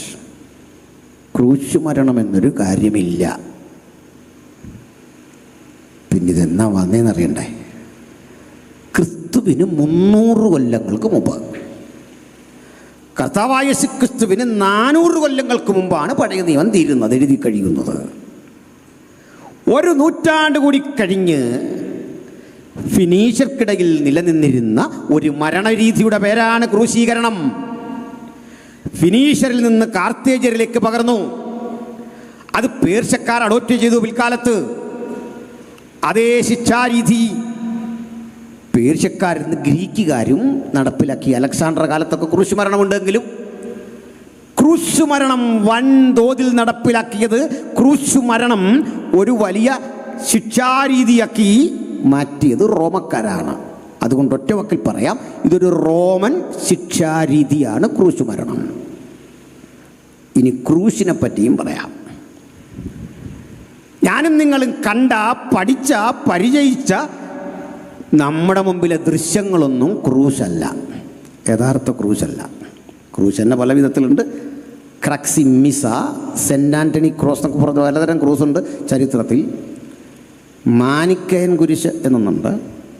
ഒക്കെ പറയാൻ പോലെ ഒത്തിരി ഉണ്ട്. മാനിക്കയം കുരിശാണ് ഈ ഇങ്ങനത്തെ ഒരു തരം ക്രൂശില്ലേ, ശവങ്ങളെയൊക്കെ പുതപ്പിക്കുന്ന തുണിയിലൊരു തരം കുരിശ് കണ്ടിട്ടില്ലേ, അതിൻ്റെ മുകളിൽ നിന്ന് ഒരു പ്രാവ് കരണ്ടടിച്ച് താഴെ വീണ പോലൊരു പടം, തല കീഴായിട്ട് ലങ്കമ്പിയിലിരുന്നു, അത് താഴോട്ട് വീഴുമ്പോൾ വരയ്ക്കുന്ന പോലൊരു പടം താഴോട്ട്. ഇതിൻ്റെ പേരാ മാനിക്കയൻ കുരിശ്. അത് പേർഷ്യയിൽ നിന്ന് വന്നാ. മാനി എന്ന് പറഞ്ഞൊരു കക്ഷി ഉണ്ടായിരുന്നു അവിടെ. മാനി ഒരു സന്യാസിയായിരുന്നു, ഒരു ക്രൈസ്തവ സന്യാസിയായിരുന്നു. ഒരു ദിവസം മാനിക്ക് തോന്നി യേശുക്രിസ്തു ദൈവപുത്രൻ യേശുക്രിസ്തുവായി ബേത്ലഹേമിൽ വന്നു. പരിശുദ്ധാത്മാവ് പ്രാവെന്ന രൂപത്തിൽ മാനിയിലേക്ക് വന്നു. ഞാനാണിപ്പോൾ പരിശുദ്ധാത്മാവ്. ഇതാണ് ആ സാധനം. അത് കൊണ്ടു നടക്കുന്നവർക്കൊന്നും അത്ര വലിയ പിടിയില്ല. കൊണ്ടു നടക്കുന്നവർക്കൊക്കെ അറിയാം, ആണുങ്ങൾക്ക് വലിയ പിടിയില്ല. അതാവശ്യം. നമ്മളെക്കാൾ അറിയാം അവർക്ക്. മാനിക്കയൻ കുരിശ്. അപ്പോൾ ഈ ക്രൂശ് നമ്മൾ പരിചയിച്ചൊന്നുമല്ല യേശുവിനെ ക്രൂശിച്ച്. ഒന്നാമതിന് ചതുരത്തിൽ ആശാരി വന്ന് കൊത്തുപണി ചെയ്ത് ഉണ്ടാക്കുന്ന സാധനമല്ല. ആന്റണിയുടെ 6-ാം തിരുമുറിവിനകത്ത് ക്രിസ്തു ഇങ്ങനെ ക്രൂശ് പണിയുന്ന ഒരാളായിട്ടാണ് പഠിപ്പിക്കുന്നത്. ചരിത്രം അറിയാത്തതുകൊണ്ടാണ്. ഇങ്ങനെ ക്രൂശ് പണിയുന്ന ഏർപ്പാടില്ല. കാരണം വെട്ടിയെടുത്ത മരം ചില്ലകൾ കോതിച്ച് അതേ രൂപത്തിൽ കൊണ്ടുവരിക. ഉരുളൻ തടിയ. ആ തടിക്ക് 2 ഭാഗങ്ങളാണ് ക്രൂശിന്. വിലങ്ങനെ കുത്തനെ നിർത്തിയിട്ടുള്ളൊരു തടി, അതിൻ്റെ പേര് സിംപ്ലക്സ് എന്നാണ്. സിംപ്ലക്സ്. ആ സിംപ്ലക്സിന് വിപരീത ദിശയിൽ തിരികെ വെക്കുന്ന, ഹൊറിസോണ്ടലായി വെക്കുന്ന ആ തടിക്കൊരു പേര് പറയും പാറ്റീബുലം. PATIBULAM, പാറ്റീബുലം. ഇതിൽ ഈ പാറ്റീബുലം എന്ന തടി ഉണ്ടല്ലോ, ഈ വിലങ്ങൻ തടി, അത് ചുമന്നാൽ മതി. നമ്മൾ ഈ കാണുന്നുള്ള കഷ്ടാനുഭവ ആഴ്ചയിലെ പോലെ ആ തടി എപ്പോടെ വലിച്ചുകൊണ്ടൊന്നും പോകണ്ട. കുറഞ്ഞ പക്ഷേ അടുത്ത വർഷം ചെയ്യാൻ ആർക്കെങ്കിലും പ്ലാൻ ഉണ്ടെങ്കിൽ എന്നെ വിളിക്കാൻ പറഞ്ഞു തരാം പരിപാടി എങ്ങനെയാണ് കാണിക്കുമ്പോൾ. പക്ഷേ ഒറിജിനലായിട്ട് കാണിച്ചോണം, അത് വേറെ കാര്യം. ഏതായാലും ഇറങ്ങിയതാ ഒറിജിനലായിട്ട്. ചാട്ടയൊക്കെ ഒറിജിനലായിരിക്കണം. മനസ്സിലായില്ലേ? അപ്പോൾ ഈ തടി തോളിലേക്ക് വെച്ചിട്ട് കൈ കയറുകൊണ്ട് കെട്ടണം. 2 കൈയും അനങ്ങാൻ പറ്റില്ല. ആണിയടിക്കുന്നതിന് നിബന്ധനകളുണ്ട്. ആണിയടിക്കുന്നത് കൈവെള്ളയിലല്ല. അത് വലിയ തെറ്റാണ്. റോമൻ ചരിത്രത്തിൽ എവിടെയും കൈവെള്ളയിൽ ആണിയടിക്കുന്ന ചരിത്രമില്ല. ക്രൂശിക്കാൻ നിയോഗിക്കപ്പെട്ട ആരാച്ചാർ 3 പേരും അടുത്തു വരണം. ഇവർക്കൊരു സഹായിയുണ്ട്, അപ്പോത്തിക്കരി എന്ന് വിളിക്കും, വൈദ്യൻ. അപ്പോത്തിക്കരി വരണം. അയാൾ ഈ മനുഷ്യൻ്റെ, ക്രൂശിക്കപ്പെടുന്നവൻ്റെ ശരീരം ഇങ്ങനെ നാഡി പരിശോധിച്ച്, ഞരമ്പുകൾ പരിശോധിച്ച് ആണിയടിക്കേണ്ട കൃത്യ സ്പോട്ട് മഷിക്ക് അടയാളപ്പെടുത്തും. ഇവിടെയാണ് മിക്കപ്പോഴും വരിക. നമ്മൾ റിറ്റ്സ് എന്നൊക്കെ പറയല്ല അവിടെ. കാരണം മണിബന്ധം ഇവിടെയാണ്. ഈ ഞരമ്പ് കെട്ടുകൾ വന്ന് സന്ധിക്കുന്ന സ്ഥലമാണ് ഇവിടെ. ഇവിടെ ഒരു ലോക്ക് പോലെയാണ്. അതുവഴി ആണി കയറ്റിയാൽ ഈ കയ്യിൽ നിന്ന് താഴോട്ടൊന്നും ആൾ വീഴില്ല. ഇതാണെങ്കിൽ മുറിഞ്ഞ് താഴെയൊക്കെ പോകാം, അത്ര സക്സസ് ആവില്ല. എന്തിനാ ആണി അടിക്കുന്ന? ആളിനെ ഉറപ്പോടെ തറച്ചിടാൻ മാത്രമല്ല. ആണി അടിക്കുകയല്ല ആദ്യത്തെ ഘട്ടം. ചതുര വടിയുള്ള ആണി, അഗ്രം മൂർച്ച ഉള്ളതാണ്. അങ്ങനെ പണി കഴിപ്പിച്ച അതിൻ്റെ മറുഭാഗം ഉരുണ്ടിരിക്കും. അത് 3 ആളുകളും ഒരുമിച്ച് ചേർന്ന് പരസ്പരം ഒരു സിഗ്നൽ കൊടുത്ത ശേഷം ഈ മനുഷ്യനെ വലിച്ച് ഈ ക്രൂശിലേക്ക് കിടത്തിയിട്ട് പറയും, റോമൻ ശിക്ഷാ നിയമം അനുസരിച്ച് ഞങ്ങൾ നിന്നെ ആ ബഹുമാനപ്പെട്ട കോടതി ഉത്തരവിൻ പ്രകാരം ക്രൂശിക്കുന്നു. ജനമെല്ലാം റോമാ കൈസർ ജയിക്കട്ടെ എന്ന് ഉച്ചത്തിൽ പറയും വേളയിൽ ഈ ആണി കുത്തി തുളച്ച് കയറ്റി രക്തം മുഴുവൻ വാർന്നു പോകണം.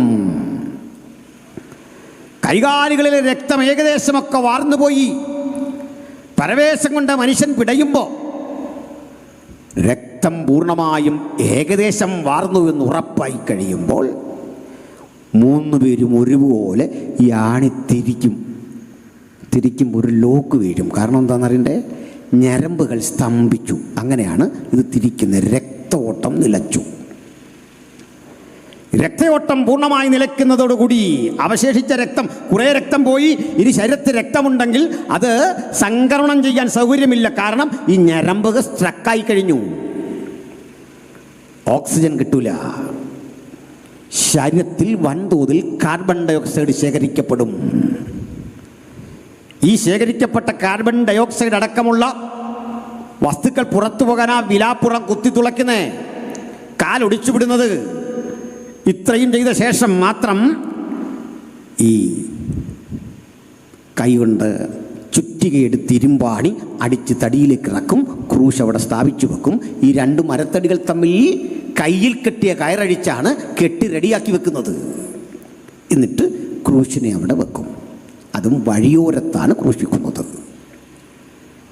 ഇതിനു മുമ്പും ചില നടപടിക്രമങ്ങളുണ്ട്. ക്രൂശിക്കപ്പെടാൻ വിധിക്കപ്പെടുന്നവന് ചാട്ടവാറടിയുണ്ട്.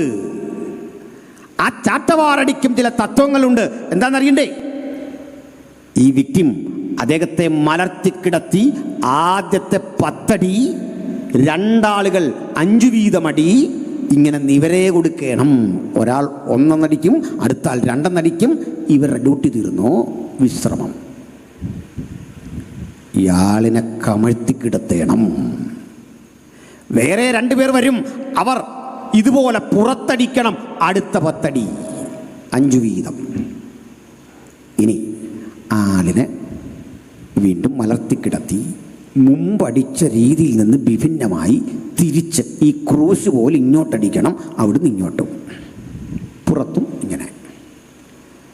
ശരീരത്തുനിന്ന് ഈ ത്വക്ക് റിബൺ ചുരുട്ടി മാറ്റും പോലെ ഈ ത്വക്കുകൾ പലതും ഇങ്ങനെ ഉരുണ്ടുരുണ്ടുരുണ്ട് അതിങ്ങനെ പുറത്തേക്ക് വരാൻ പാകത്തിന് നിൽക്കും.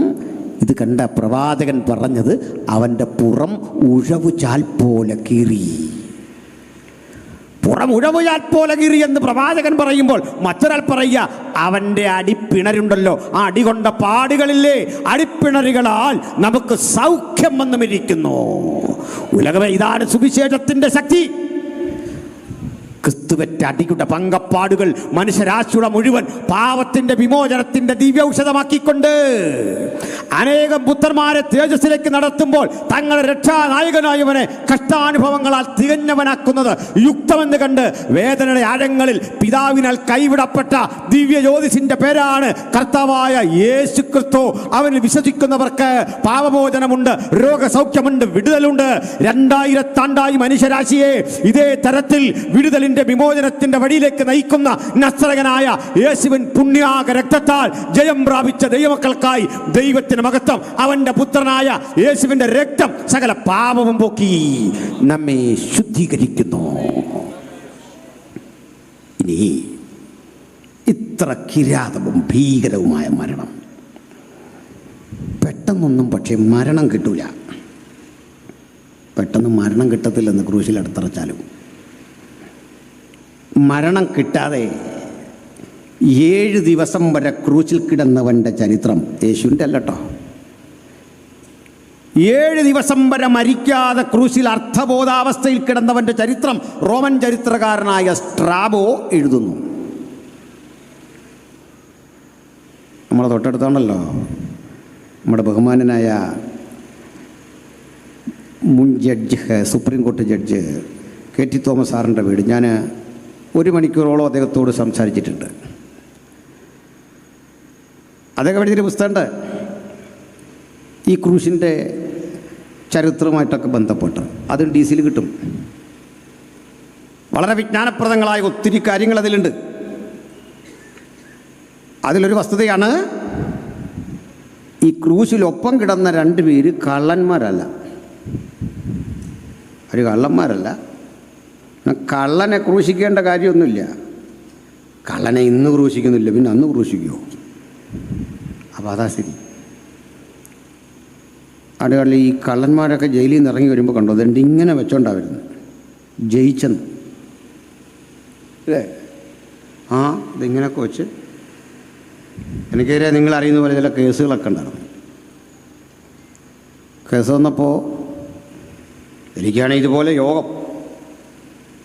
അപ്പം ഞാനിവിടെ ഒരു യോഗത്തിന് വരാതെ കേസുണ്ടെന്ന് പറഞ്ഞാൽ പാസ്റ്റർ വിശ്വസിക്കുകയില്ല. വേറെ എവിടെയോ പോയി എന്ന് പറയും. അപ്പോൾ ഞാൻ പറഞ്ഞു ഞങ്ങളുടെ ഇങ്ങനെ മീറ്റിങ്ങിൻ്റെ തിരക്കാണ്. അപ്പോൾ എന്നോട് പറഞ്ഞാൽ എല്ലാം വന്നേ പറ്റൂ, കൂടെ ആകെപ്പാടെ വിഷയമാണ്. അപ്പോൾ ഞാൻ പറഞ്ഞൊരു കാര്യം ചെയ്യും, സർക്കാരിൻ്റെ വണ്ടിയില്ലേ, എന്നെ അതിനെ കൊണ്ടുപോകും, നമ്മുടെയും കൂടെ ടാക്സ് അല്ലേ. ഒന്നുകൂടെ ഞാൻ പറഞ്ഞു, കാര്യം ഇതൊക്കെ പറഞ്ഞാലും ഈ ധീരന്മാരെല്ലാവരും തന്നെ കോടതിക്കകത്ത് കയറി ഒരു ചോദ്യം ചോദിച്ച് തുടങ്ങുമ്പോഴേക്ക് നിങ്ങൾ കണ്ടിട്ടുണ്ടോ, ഒറ്റ വീഴ്ച അവിടെ ബോധം കെട്ട്, ഒരു ബോധക്കേടുമല്ല. എന്തിന് നമ്മുടെ സാക്ഷാൽ പുരട്ചി തലൈവി പോലും ബോധം കെട്ട് വീണു, പിന്നെ അവർ എണീറ്റിട്ടുമില്ല, ബോധം കെട്ട് വീണു. ഒരു ചെറിയ കോടതി ചോദിച്ചുള്ളൂ, ചെറിയൊരു കോടതി, ഒരു CJM കോടതി വിചാരണയ്ക്ക് എന്നാൽ പോലും തല കറങ്ങി താഴെ വീഴുക. അവനും അറിയാം, ഈ വീഴുന്നവനും അറിയാം, ദൈവത്തിനും അറിയാം, പിശാചിനും അറിയാം, പോലീസിനും അറിയാം, ഡോക്ടർക്കും അറിയാം ഇത് കള്ളമാണ്. ഞാനൊന്നുകൂടെ പറഞ്ഞു, ഞാൻ അങ്ങനെ വീഴാനും ഉദ്ദേശിച്ചിട്ടില്ല, കൊണ്ടുപോ ജയിലിലിട്ടൊക്കെ. ഈ ജയിലിടാൻ പറഞ്ഞത് വേറൊന്നും ഓർത്തല്ല, ജയിലിനോടുള്ള എൻ്റെ ഏതാണ്ട് തീവ്രമായ ധൈര്യം കൊണ്ടൊന്നുമല്ല. ഞാൻ അടുത്ത കാലത്ത് ഈ ജയിലിനെപ്പറ്റി പ്രസംഗത്തോടൊക്കെ ബന്ധപ്പെട്ട് ഒത്തിരി പഠിച്ചപ്പോൾ നമുക്ക് ഒരു സന്തോഷ വാർത്ത അവിടെ നിന്ന് കിട്ടുന്നത്. നല്ല ഒന്നാന്തരം ഫുഡ്, ചിക്കൻ, മട്ടൺ. എനിക്ക് അന്നുപോലെ തീരുമാനിച്ചാൽ എൻ്റെ ഈ ശരീരം ഒന്ന് മെച്ചപ്പെടുത്തിയെടുക്കണം. ഒരു 5-6 മാസമൊക്കെ കഴിഞ്ഞ് ഇറങ്ങി. ഞാൻ ഈ ഇറങ്ങുന്നവരെല്ലാം മുഖകാന്തി ഉണ്ടോ അതുകൊണ്ട് ഇങ്ങനെ അല്ലേ? നിങ്ങളെല്ലാം നോക്ക്, പുതിയ പുതിയ ആളുകൾ ഇങ്ങോട്ട് ഇറങ്ങിയാൻ വരുന്നത് എങ്ങനെയാ? ഇതിങ്ങനെ. ഇതുകൊണ്ട് പറഞ്ഞാണ്. അപ്പോൾ പോട്ടെ. അപ്പോൾ ക്രൂശിലേക്ക് വിടുന്നതിന് മുമ്പ് ചില നടപടിക്രമമുണ്ട്. നമ്മുടെ കർത്താവിൽ തന്നെ കേന്ദ്രീകരിച്ചത് പറയാം, അത് നല്ലത്. ശ്രദ്ധിക്കണേ, ശ്രദ്ധിക്കുന്നുണ്ടോ? അത് ഈ ക്രൂശുമരണത്തെക്കുറിച്ച് കേൾക്കുമ്പോൾ നമ്മുടെ ഉള്ളിൽ രൂപപ്പെട്ടു വരേണ്ട ഭക്തിജന്യമായ ചില ചിന്തകളുണ്ട്. അതിൻ്റെ ചരിത്ര പശ്ചാത്തലം കൂടെ ചേർത്താ ഞാൻ പറയുക. ആ സവിശേഷത മാത്രമേ ഉള്ളൂ ഇതിന്. നമ്മൾ കർത്തൃമേശയിലൊക്കെ കേൾക്കുന്ന കാര്യങ്ങളാണ്. ഒന്നുകൂടി പറയാം. കർത്താവ് കാനാവിലെ കല്യാണവേളയിൽ കർത്താവ് പറഞ്ഞു, സ്ത്രീയെ, എൻ്റെ സമയം ഇതിന് വന്നിട്ടില്ല, എൻ്റെ നാഴിക വന്നിട്ടില്ല എന്ന് പറഞ്ഞവൻ 1050 പരം ദിവസം കഴിഞ്ഞു. ഗെത്സമനയിൽ പ്രാർത്ഥിക്കുമ്പോൾ യോഹന്നാൻ 17-ാം അധ്യായത്തിൽ പറയുക, പിതാവേ, നാഴിക വന്നിരിക്കുന്നു.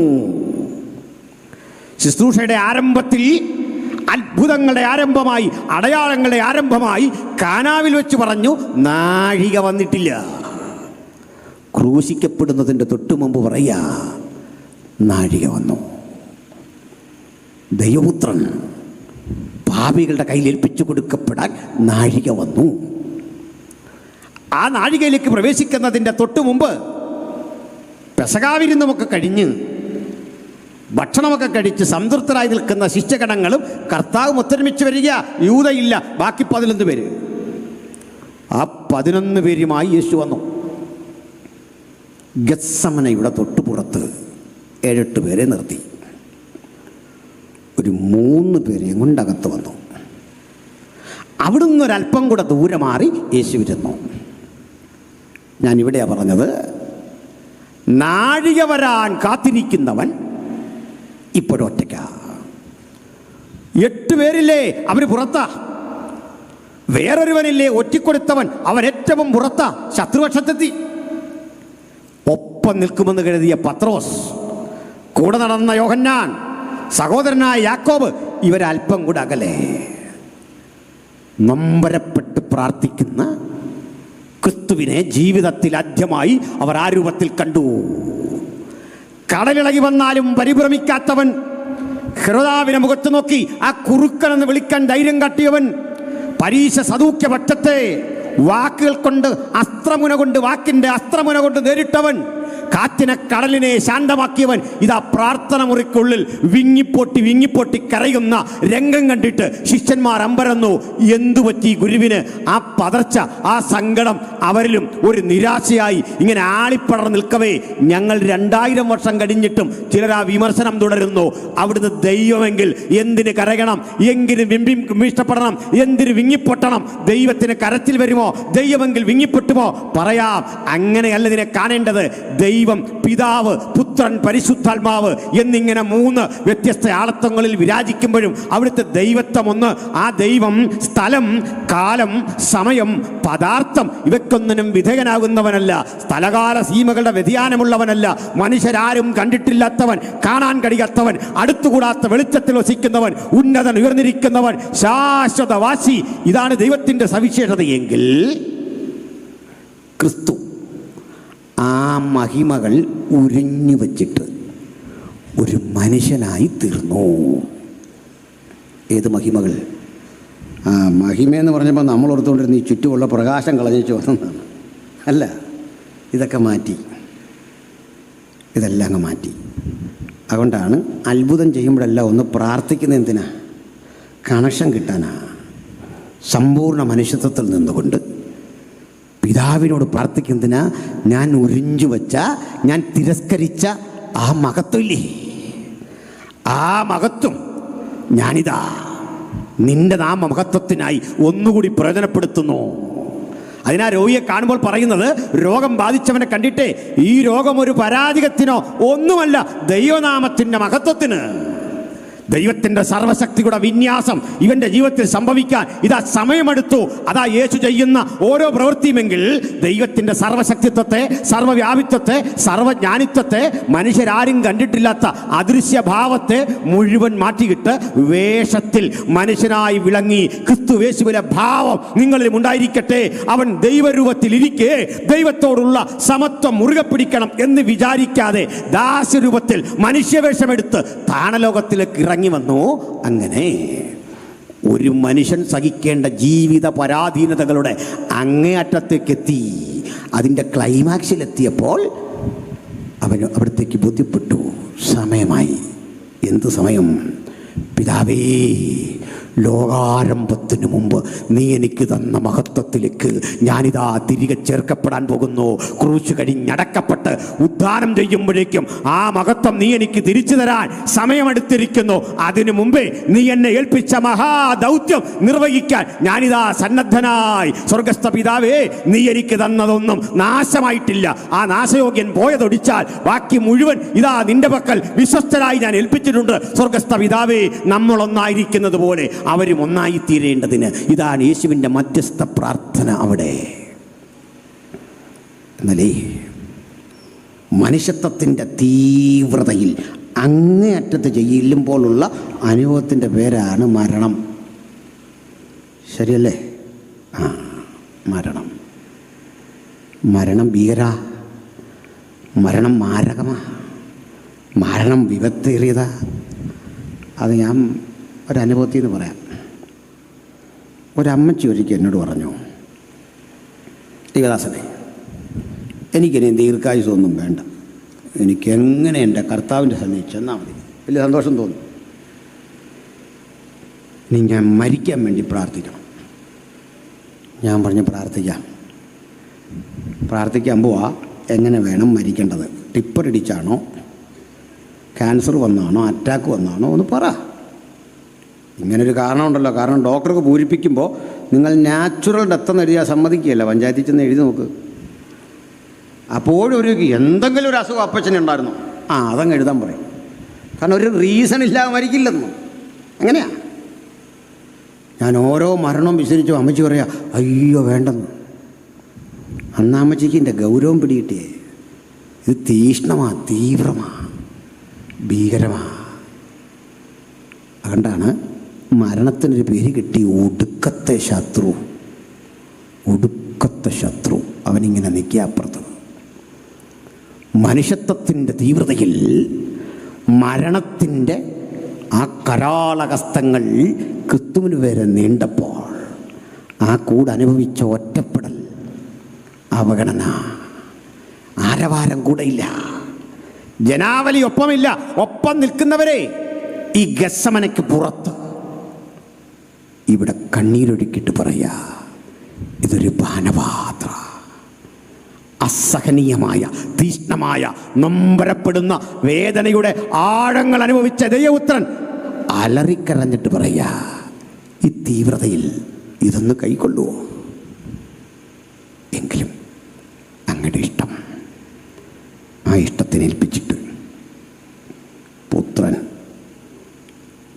കണ്ണു തുറക്കുകയും കാണുന്നത് ഈ ഗത്സമന മുഴുവൻ പട്ടാളം വളഞ്ഞിരിക്കുന്നു.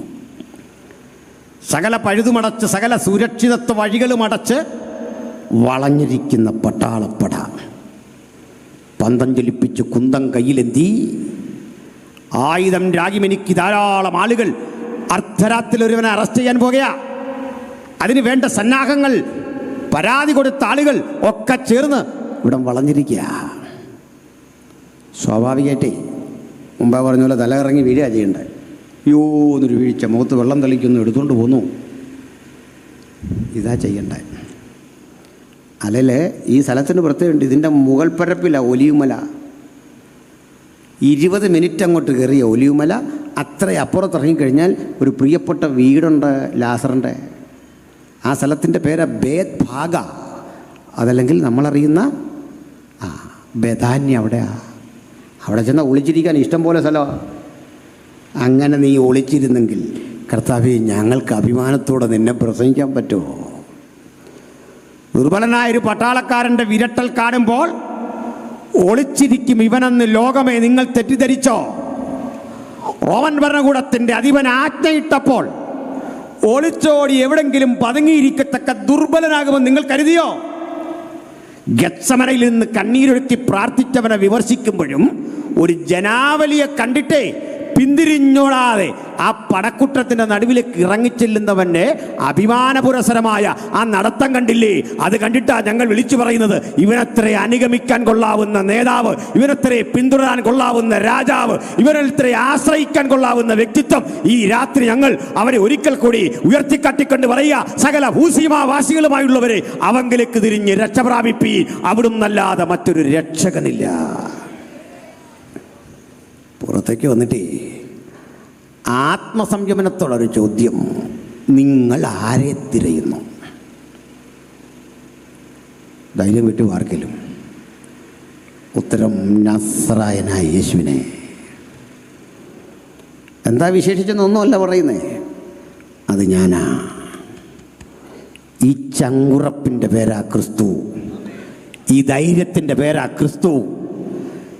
കർത്താവ് ഗത്സമനെ പ്രാർത്ഥിച്ചപ്പോൾ ആക്ഷേപിക്കുന്ന ബഹുജനങ്ങളെ പട്ടാളത്തിൻ്റെ പടപ്പുറപ്പാട് കണ്ടിട്ട് പിന്തിരിഞ്ഞോടാത്ത ഈ അജയ്യനെ ചൂണ്ടിക്കാട്ടി ഞങ്ങൾ പറയാം, ഇതുപോലൊരു ധൈര്യശാലി ഉലകത്തിലില്ല. ഇത് കണ്ട് പിന്തിരിഞ്ഞോടാത്തവൻ്റെ ധൈര്യത്തിൻ്റെ ഒരളവ് ഇന്ന് രാത്രി നമുക്ക് വേണ്ടി വ്യാപരിക്കുക. വിശ്വസിക്കുന്ന ദൈവജനത്തിന് വേണ്ടി രോഗസൗഖ്യമായി, ദൈവിക ചൈതന്യമായി, ദൈവിക കരുതലായി അതൊന്ന് വ്യാപരിച്ചാൽ ഈ 2025 തീരും മുമ്പ് ആ ചൈതന്യം ഒന്ന് ഏറ്റെടുത്തട്ടെ. നാളെ രാത്രി ഒത്തുകൂടാൻ നമുക്കൊരവസരം തമ്പുരാൻ ഭൂപ്പരപ്പിൽ ഒരുക്കുമെങ്കിൽ ഇരട്ടി ബലം വ്യാപരിക്കട്ടെ. ഈ സൈന്യത്തെ കണ്ട് പിന്തിരിഞ്ഞോടാത്ത ഈ ശൈലി എവിടുന്ന കിട്ടിയെന്നറിയണ്ടേ? അതിനൊരു പൈതൃകമുണ്ട്. മുത്തച്ഛനായ ദാവീദ് രാജാവേ ജഡപ്രകാരം ഒരു ദിവസം നമ്മളോട് പറയുക, കാലത്തും ഉച്ചയ്ക്കും സന്ധ്യയ്ക്കേത് നേരത്തും സങ്കടം ബോധിപ്പിച്ച് ഞാൻ കരയുന്നു. ഒരു രാജാവേ കരയുന്നു. കരയുന്ന രാജാവിന് എന്താ ഡിമാൻഡ് അല്ലേ? കരയുന്ന രാജാവിനല്ല. നമ്മൾ ഈ പുരുഷന്മാർക്ക് പൊതുവിൽ കരയാൻ വലിയ പാടാണ് അല്ലേ? കരയാൻ വലിയ പാടാണ്. അതുകൊണ്ട് ഈ കർത്തനവേശം വരുമ്പോൾ ഞങ്ങൾ ഈ കരയുന്ന പോലെ ഒരു ടോണാണ്. നമ്മളൊരു തോവിനെ അടിച്ചു പങ്കപ്പോ, അതൊരു വൈബ്രേഷനൊക്കെ ഇട്ട് പറയുന്ന.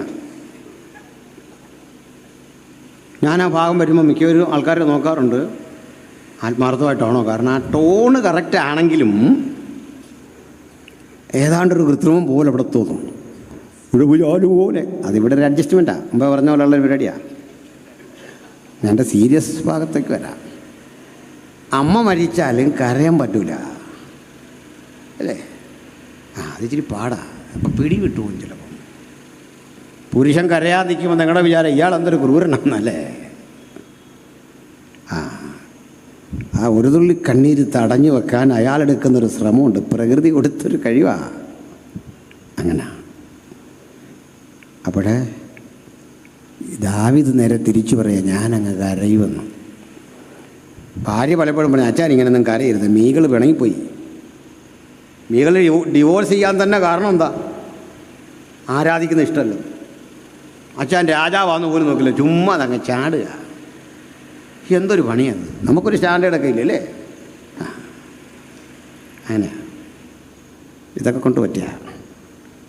പക്ഷേ കളിയെടുത്ത രാവി ആരാന്നറിയോ? ഈ പുള്ളി പിന്നെ പറയാം, കാലത്ത് ഉച്ചയ്ക്കും രാത്രിയൊക്കെ ഞാനിങ്ങനെ കരയും, പക്ഷേ ഒരു സൈന്യം എൻ്റെ നേരെ വാളയും ഇറങ്ങിയാൽ അതിലുണ്ട് നമ്മുടെ ദൂത്. ബാക്കി മനുഷ്യൻ്റെ കാര്യം അറിയോ? കാലത്ത് ഉച്ചയ്ക്കും മധ്യാഹ്നത്തിലൊക്കെ ഇങ്ങനെ വീരവാദം മുഴക്കും. ചിലരുടെ ഈ നാട്ടിലൊക്കെ പോയി ആവശ്യത്തിന് തല്ലി മേടിച്ച് കെട്ടിട്ട് പറയും. അഭ്യാസിയാണ് മിക്കറിയും മേടിക്കുന്നത്, ഭയങ്കര അഭ്യാസിയാണ്. ഈ 3 തരം ആളുകളെ സഹിക്കാൻ വലിയ പാടാണ്. ഞാൻ ഡോക്ടർ ക്ഷമിക്കണേ, ഈ പിള്ളേർ പോലെ അച്ഛൻ ഭയങ്കര തള്ളാന്ന് പറയും. ഭയങ്കര തള്ള, സഹിക്കാൻ പാടാം. ഞാൻ എൻ്റെ ജീവിതത്തിൽ 3 തരം മനുഷ്യരെ ഉണ്ടെന്ന് ഈ മിലിറ്ററിയിൽ നിന്ന് വന്ന ആൾക്കാർ. ഞാൻ ചെറുപ്പത്തിലൊക്കെ ഞങ്ങളുടെ ഒരു അച്ഛനുണ്ട്, പുള്ളി പറയായിരുന്നു, ഞാൻ ഈ പാകിസ്ഥാൻ്റെ ബോർഡറിൽ മൈനസ് ഏതാണ്ട് ഒരു ഡിഗ്രിയിൽ ഇതും പിടിച്ച് നിൽക്കുക, നിങ്ങൾക്കൊന്നും എൻ്റെ ബുദ്ധിമുട്ട് മനസ്സിലാവില്ല. അത് ശരിയാ, നമ്മളിങ്ങനെ കേട്ട് നിൽക്കുക, ചെറുപ്പത്തിൽ ആരാധനയോടെ നിൽക്കുക.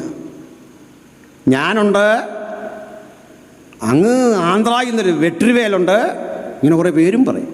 ഒരു ബൽവീർ സിംഗ്, ഒരു വെട്രിവേൽ, അവരുടെ ക്യാപ്റ്റനായിരുന്നു ഞാൻ.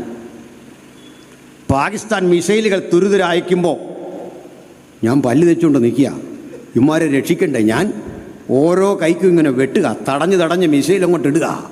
വെട്രിവേൽ എന്നോട് ചോദിച്ചു, ഇതെല്ലാം എന്ത്? ഞാൻ പറഞ്ഞു, അവിടെ വെച്ചേക്ക്, നമുക്ക് പിന്നെ കാപ്പി തിളപ്പിച്ച് കുടിക്കാമെന്നു. ചെറിയ പ്രായമല്ലേ, കേൾക്കാതിരിക്കാൻ നോക്കുമോ അല്ലേ? ഞാൻ അവരെ വിട്ട് പോട്ടെ, അവരെന്തെങ്കിലുമൊക്കെ ചെയ്തല്ലോ. അത് നമ്മളിവിടെ വന്ന് രണ്ടാമത്തെ ടീമുകൾ ഈ അഭ്യാസികളാണ്.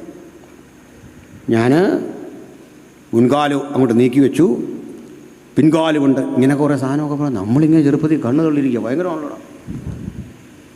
എന്നോടൊരു അഭ്യാസം പഠിച്ച കക്ഷി ചോദിച്ചാണ്, ഉപദേശിക്കറിയാവോ ഈ തെറുപ്പുവാളിനെ വെട്ടു വന്നാൽ തടയാനറിയാമെന്ന് ചോദിച്ചു. ഞാൻ പറഞ്ഞു ഇല്ല. ഓലമടലിന് വിലങ്ങണമെന്ന്. ഞാൻ പറഞ്ഞു അത് വളരെ പ്രധാനപ്പെട്ടു കേട്ടോ, വല്ലവനും എന്നെ എങ്ങാനും വെട്ടാൻ വന്നാൽ നിർത്തടാ, ഞാൻ പോയി ഓലമടൽ വെട്ടിക്കൊണ്ട് വരട്ടെ എന്ന് പറഞ്ഞു. നീ അതുവരെ വെയിറ്റ് ചെയ്യാൻ പറഞ്ഞു.